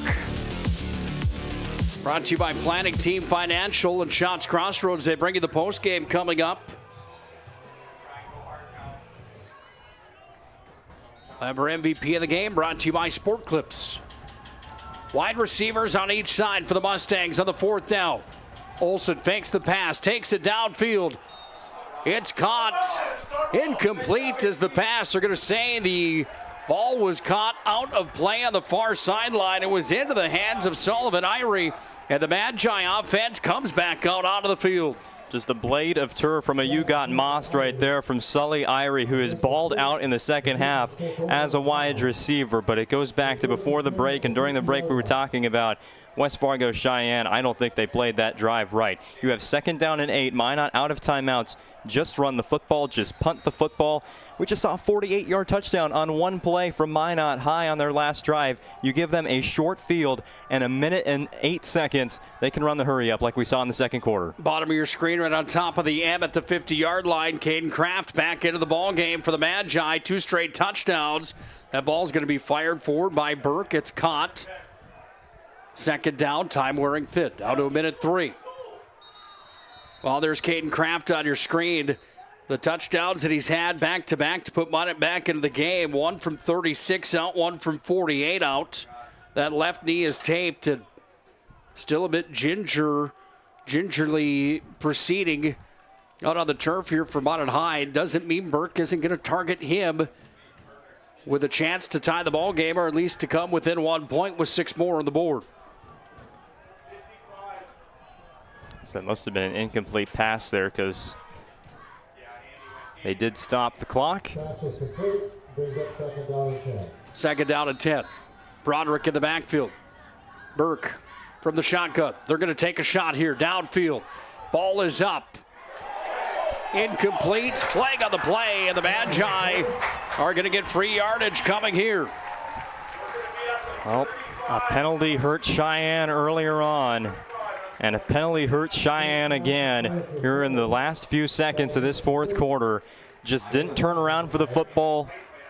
2 hands on the jersey of the intended receiver on that far sideline. And Cheyenne gives Minot extra plays. Jamison Allen, the corner, 5'9", 175-pound senior.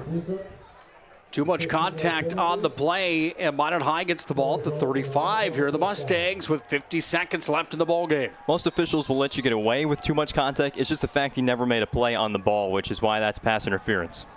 Minot High's got wide receivers on each side again. Burke from the shotgun. Broderick in the backfield. They're going to fire again. Quick hitter. Broderick's got it. He's over the 35, 30, up to the 25, 20. Broderick makes a move down inside the 15, deep into the ServPro red zone. There's a flag on the play. And this one is coming back because that might be a block in the back against Minot High. What was a giant play for a 1st down. Broderick barely got out of bounds, but I think it's going to be even Kraft here that shoves a Cheyenne player. There it was. Block in the back. Minot hurts themselves.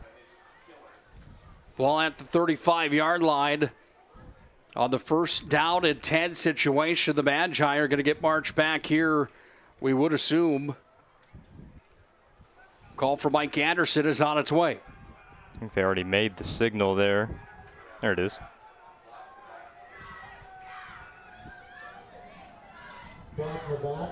Spot of the foul. Ball marked now at the 29-yard line. 42 seconds is what remains in the ball game.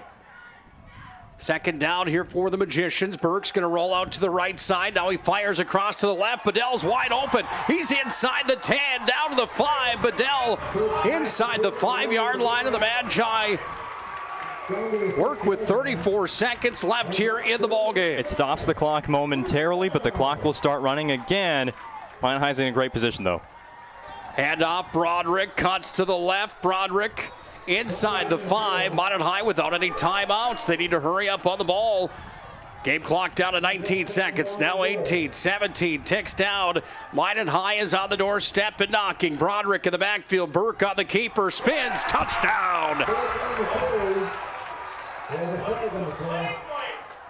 Flag on the play. Will this be coming back? It could be that Minot wasn't all the way set. I don't know how far back the replay goes there to see if there was movement or too many in the backfield. Again, with the hurry up, you always risk that, especially on the sneak. The quarterback wants it right away, but not everybody's in a set position. This is probably going against Minot High. Conversation continues. Here comes the call, and a big one here in the ball game with 10 seconds on the clock. Third ball, false start against the Magicians. False start on the Magi. Oh, you hear the Minot High fans. They don't like that call very much, do they? But it's true. It's true. It's because not everybody was set at the time of the snap, and Minot High just tried to take a little timeout during the time they were setting the clock and setting the ball. And the referee's just telling them to get off the field, get on their part of the sideline, because this clock is going to start running on the official signal with 10 seconds. Two wideouts on the right side, one on the left. Broderick in the backfield.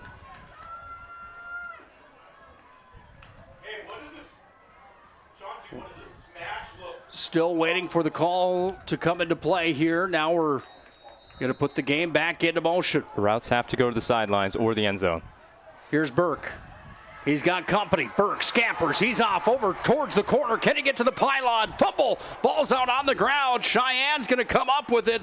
And the football game is going to come to a close with a Mustang fumble recovery at the 2-yard line. Incredible. Incredible, Nick. The West Fargo Cheyenne defense, the story of the day. Bend but never break. Another red zone stop by the Mustangs. Looks like they'll still have to come onto the field to run a play with 2 seconds left. But from quarter number 1 to quarter number 4 and the final play of the game in the red zone, Cheyenne makes the stop. This was a dogfight tonight, my friends. My goodness. Minot High looked like they were dead to rights here tonight at 24-3. They punch one in only to have it called back. That would have brought them within one with, like clockwork, the foot of Kellen Burke. We would have had a tied ball game. They run another play, and Burke gets down to the 2. The ball is fumbled. The Mustangs recover. Now the victory formation puts Cheyenne to 2-0 on the season. That was a heck of a contest between number 1 and number 2 in the state of North Dakota tonight. And the Mustangs get sweet redemption from a year ago where Minot High had them in the state semifinals. Tonight it's by 7 as Cheyenne makes the 4-hour trip up to the Magic City. That's all she wrote tonight here from Duane Carlson Stadium. Join us for our Planning Team Financial Shots Crossroads postgame show. We'll break it down when we come back. Plenty to talk about tonight. Hope you were entertained. I know I certainly was. That was a heck of a ball game. Number 2 over number 1 tonight here in the Magic City. This presentation on the PSP Network is proudly brought to you by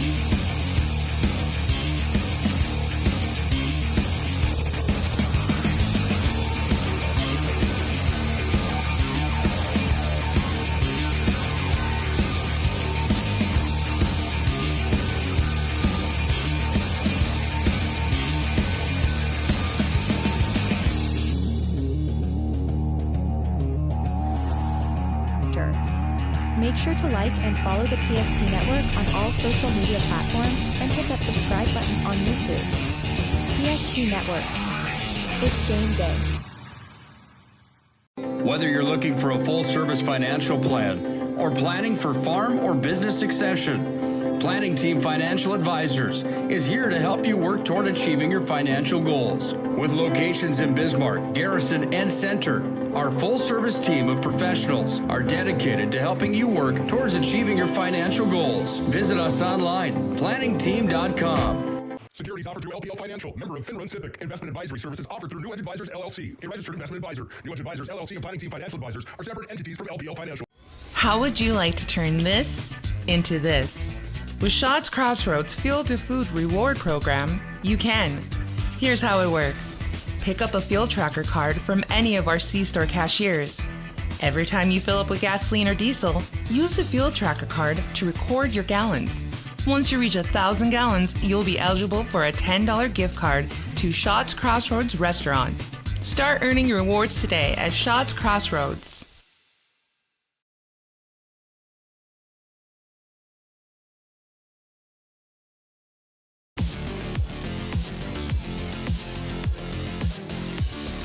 Well, there's certain games that you look forward to.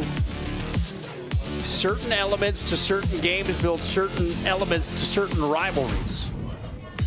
We certainly had a little bit of everything in this one tonight, including about as much hype as you're going to find in a North Dakota 3A high school football game as number 2 Cheyenne came to Minot to take on the number 1 Magi.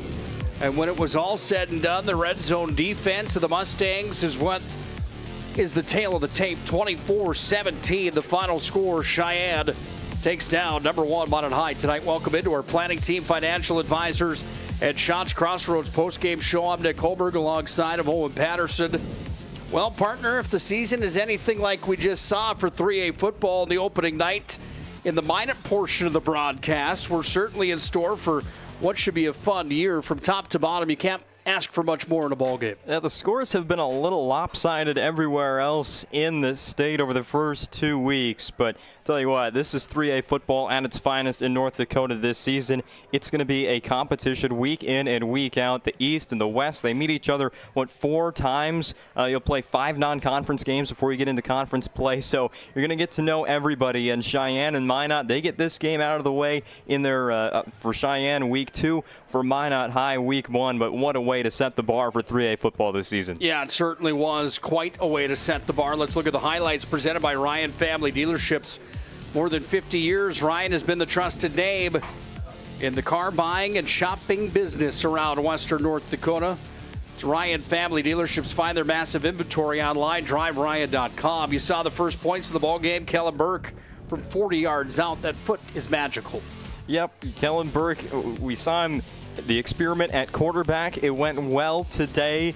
He's able to run, which is an option to the offense Minot didn't really have last year. They can throw in the quarterback run game. Also threw the ball pretty well. He definitely settled into that area of his game. And, of course, field goal kicking, also one of his specialties. Well, the only bad part about him kicking from there is that the ServPro Red Zone had a visit from the Magi. You saw a highlight just a moment ago where the Cheyenne defense came up big and slammed the door on Minot High School.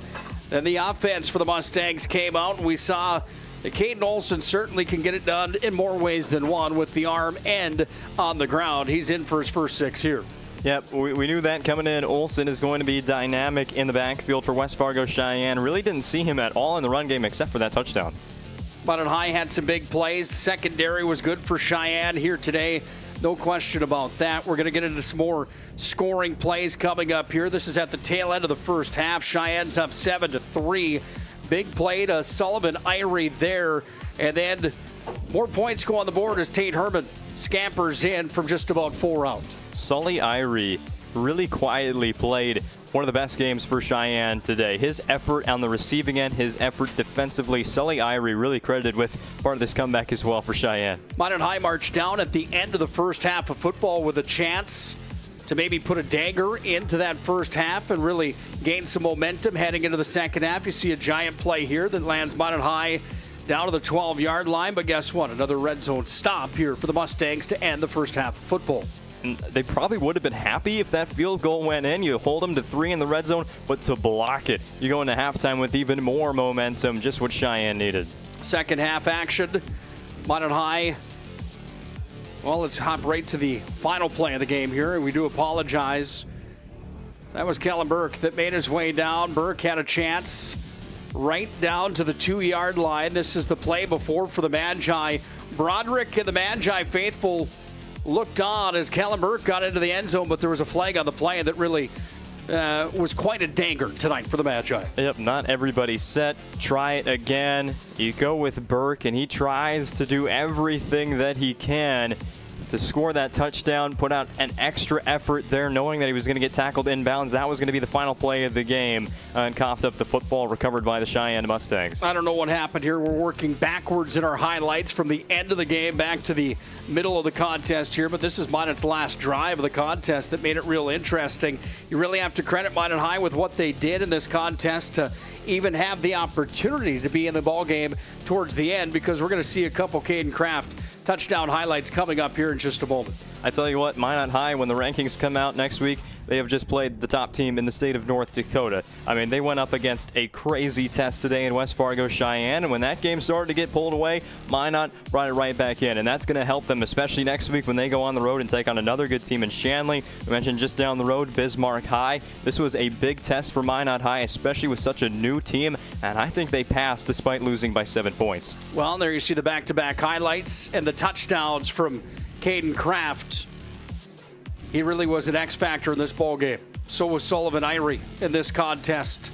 He ended up in the end zone. Here's how the scoring went down. You just saw all the highlights of this showdown here tonight. Here's what it actually looked like on paper. Again, Burke scored from 40 yards out to start the scoring in the ball game in the first quarter. 3-0 Minot High. Then it was Olson that made it 6-3. Point after was good, made it 7-3 on an 8-yard run. Tate Herman from 4 yards out made it 13-3. The point after was good to make it 14-3. That's where we ended at the half. And then it was two straight, from Cheyenne in the second half. Golick's field goal made it 17-3. Then Irie from Olson made it 23-3. The point after was good to make it 24-3. Kraft from Burke, back-to-back plays, 36 and 48 yards out. Minot High made it interesting, and then the red zone defense came up and reared its monster head at the end of the ballgame for Cheyenne. A lot of credit has to be given there. Oh, that was the whole game. Red zone defense for West Fargo Cheyenne. Bend but never break. It happened on 3 occasions that they shut out Minot High in the red zone. Held them to 3 points on those red zone drives. That is some crazy stats for West Fargo Cheyenne. We knew the defense was good. Minot High exposed them a little bit on a few plays where they got behind the defense on long passes. But when it got down to when it really mattered for West Fargo Cheyenne, the red zone defense made its money today. We'll come back on our Planning Team Financial Shots Crossroads post-game show. When we do, we'll hand out a couple awards tonight. We've got our Serve Pro Move of the game. We also have our Sport Clips MVP of the game. Tough choices here tonight, without a doubt, at Duane Carlson Stadium. 24-17, Cheyenne over Minot High in week number 2 of North Dakota 3A high school football. Number 2 outlasts number 1 tonight in the Magic City. We've changed our name, but we haven't changed the DNA of who we are. We still offer the best product at the best price with the same people. For over 25 years, we've been your only choice for tires in the local area, providing all major brands under one roof at a fair price for your family's budget. Plus that excellent service after the sale with free rotations, free alignment check, free flat repairs with our exclusive Plus plan. That tradition continues today. Looking for tires you can trust? Choose us. Trusted Tire and Auto. When it's time to choose your team, you want to pick the best. I pick Carson Wentz. I pick Hunter Lipke. Where'd you come from? I was in football, just like you. Always choose people you know and trust for your team, like your community bankers at First Western Bank and Trust. You can bank on us. For decades, Nodak Insurance Company has been serving our state's residents in good times and challenging times. We come together for the greater good, from simple acts of kindness to company-wide efforts that make a difference in our community. It's who we are, rooted in North Dakota and ready to serve when it matters most. Nodak Insurance Company, agents with answers. Darren Johnson, Cody Olson, and Scott Wilkins, your agents with answers in Mandan. You have built an amazing life by working hard and doing your job well. Delivering financial advice is what we do well. At Ameriprise Financial, our job is to use our skills, experience, and research to help you become more successful in today's economy. What we want you to walk away from each encounter with is satisfaction and knowing that together, we've done what we can to help you work toward a better future.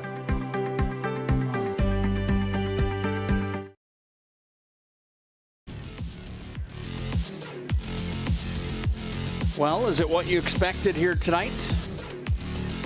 Well, Cheyenne win. I said it. If you asked me before the season, Cheyenne's the pick to win it all this year. I think Minot High, the #1 ranking, said it in the pregame show. I think the hype just comes from winning the state title. I think you look at these rosters deeper. You look at the stats from a year ago deeper. Cheyenne's the best team in the state. They proved it today. They were battle-tested against Minot. It wasn't easy. It wasn't fantastic from start to finish for West Fargo Cheyenne. But yes, did it go to how I think it would have gone?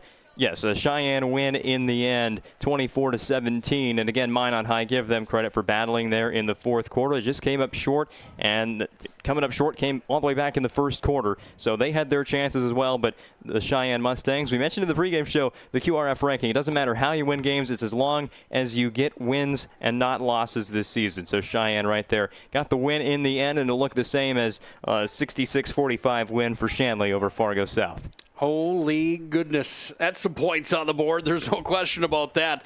It's our Planning Team Financial Shots Crossroads postgame show. Whether you're looking for a full-service financial plan or planning for farm or business succession, Planning Team Financial Advisors is here to help you work toward achieving your financial goals. Visit us online, planningteam.com. Planning Team Financial Advisors helping clients work toward financial freedom. And oh, by the way, Shots Crossroads, they're still there. They're still just as good. Try that banana cream pie or their famous number 99. Order online, shotscrossroads.com. Team buses are always welcome. Time for MVP of the game. This is not an easy choice here tonight. There's plenty of guys that could be in this conversation on both sides of the football here tonight. In my mind, I thought Caden Olsen controlled the ball game really well here tonight. I thought the running game from Schlichting was really good. I thought in my mind that Sullivan Irie had quite a contest here tonight. Of those three, is there one that you would pick, or am I missing maybe a dark horse in my brain here tonight of who the MVP is? I think really the two options for MVP today were the wide receivers. One of them is from Cheyenne, and that's Sully Irie. The other one is Caden Kraft from Minot. The amount of effort he put out there for the Magi today, really MVP worthy for Minot, but they came up on the losing end, so most of the time we never pick somebody from that side. So Sully Irie matched Caden Kraft in intensity today. He made plays for Olsen, the quarterback for West Fargo Cheyenne, and it really wasn't Olsen with a dual threat. It was a lot of those surrounding pieces. He needed guys like Sully Irie breaking off the routes. It just shows how much work Cheyenne has put in to crafting this offense, the combination of Olsen and Irie today. And I think Sully Irie, not only on offense but defense as well, made a big help in the secondary for Cheyenne. Congratulations, Sully Irie, your MVP of the ball game, brought to you by Sport Clips. Sign it online with the Sport Clips app. They bring you the MVP of this matchup. Sport Clips is the home to the MVP haircut experience. Nothing comes close to making you feel like an MVP, quite like the MVP experience at Sport Clips. Sullivan Irie, tonight's MVP. Time for our move of the game, brought to you by our friends at ServPro. Well, ServPro is there 24/7 emergency service with trained technicians and advanced technology in those emergency situations. Well, I think it's fitting tonight that our move of the game, or my move of the game, this choice, the emergency situation of red zone defense for Cheyenne, all the way down to the final play of the ball game where they forced the fumble at the end of the contest. The red zone defense tonight for Cheyenne is my MVP and move of the game in more ways than one, but certainly when Minot High is knocking on the doorstep to tie the ball game in the final 2 seconds. Yep, the play that won the game for West Fargo Cheyenne. 4 guys there. I don't even know who to credit the forced fumble with, but it was Braden Olsen that picks it up at the 2-yard line, sealing the win for Cheyenne. The play of the game, unanimous selection for the ServPro move of the game. Congratulations. ServPro, again, 24/7 emergency service with trained technicians and advanced technology. It's ServPro. Well, our week is done this week. However, next week, it will be a busy one. Tuesday night, Minot North, presented by Minot State University, 7 o'clock. Girls WDA volleyball. Another crosstown rivalry, Centuries at Legacy. That's a 7 o'clock matchup on Tuesday as well. WDA soccer, Century travels to Minot North on Thursday night. And then Friday night is an action-packed night of high school football. Minot at Shanley in a rematch of the state title game a year ago. Grand Forks Central at St. Mary's. Wapaton at Minot North. Saturday, Bismarck at Minot in high school soccer. That might be a WDA title caliber game coming up. Bismarck High, maybe midway through the pack. Minot High itching to be at the top. They had quite a matchup with Legacy earlier on this week. There's your schedule in the week ahead coming up on the PSP Network. Owen, your closing thoughts after what was an excellent week number 2 matchup between number 2 Cheyenne, number 1 Minot High. Cheyenne, well, they control their own destiny this season. They proved they're number 1 in the state today. Their upcoming schedule, Mandan at home, followed by a road test at Bismarck. It's going to get tough in non-conference play. And for Minot, the uphill battle starts right now at 0-1, coming off of the high of a state championship. You have to go on the road against Shanley, put this one behind you, and take on another fantastic offense in the Shanley Deacons, who again just put up 66 points on Fargo South tonight. So these two teams are set for some very intense seasons. The schedule is stacked, and these two teams might meet each other again in postseason. Well, it certainly will be something that we look forward to. Partner, great job tonight, as always. Love having you on board, my friend. A job well done. Big thank you to each and every one of those sponsors, as always, for being a part of the PSP Network. Frankly, without them, we wouldn't be here. Make sure to like and follow the PSP Network on all social media platforms. And a big thank you, as always, to all those military men and women, all the veterans out there. God bless our servicemen and women. God bless our veterans. God bless America. 24-17, Cheyenne over Minot High School tonight on the PSP Network. For Mr. Owen Patterson, I'm Nick Holberg. Until next time, you'll hear me again next Friday night when Minot High travels to Shanley. Until then, have a great week. Have a great weekend. Be safe. Have a good night, and God bless.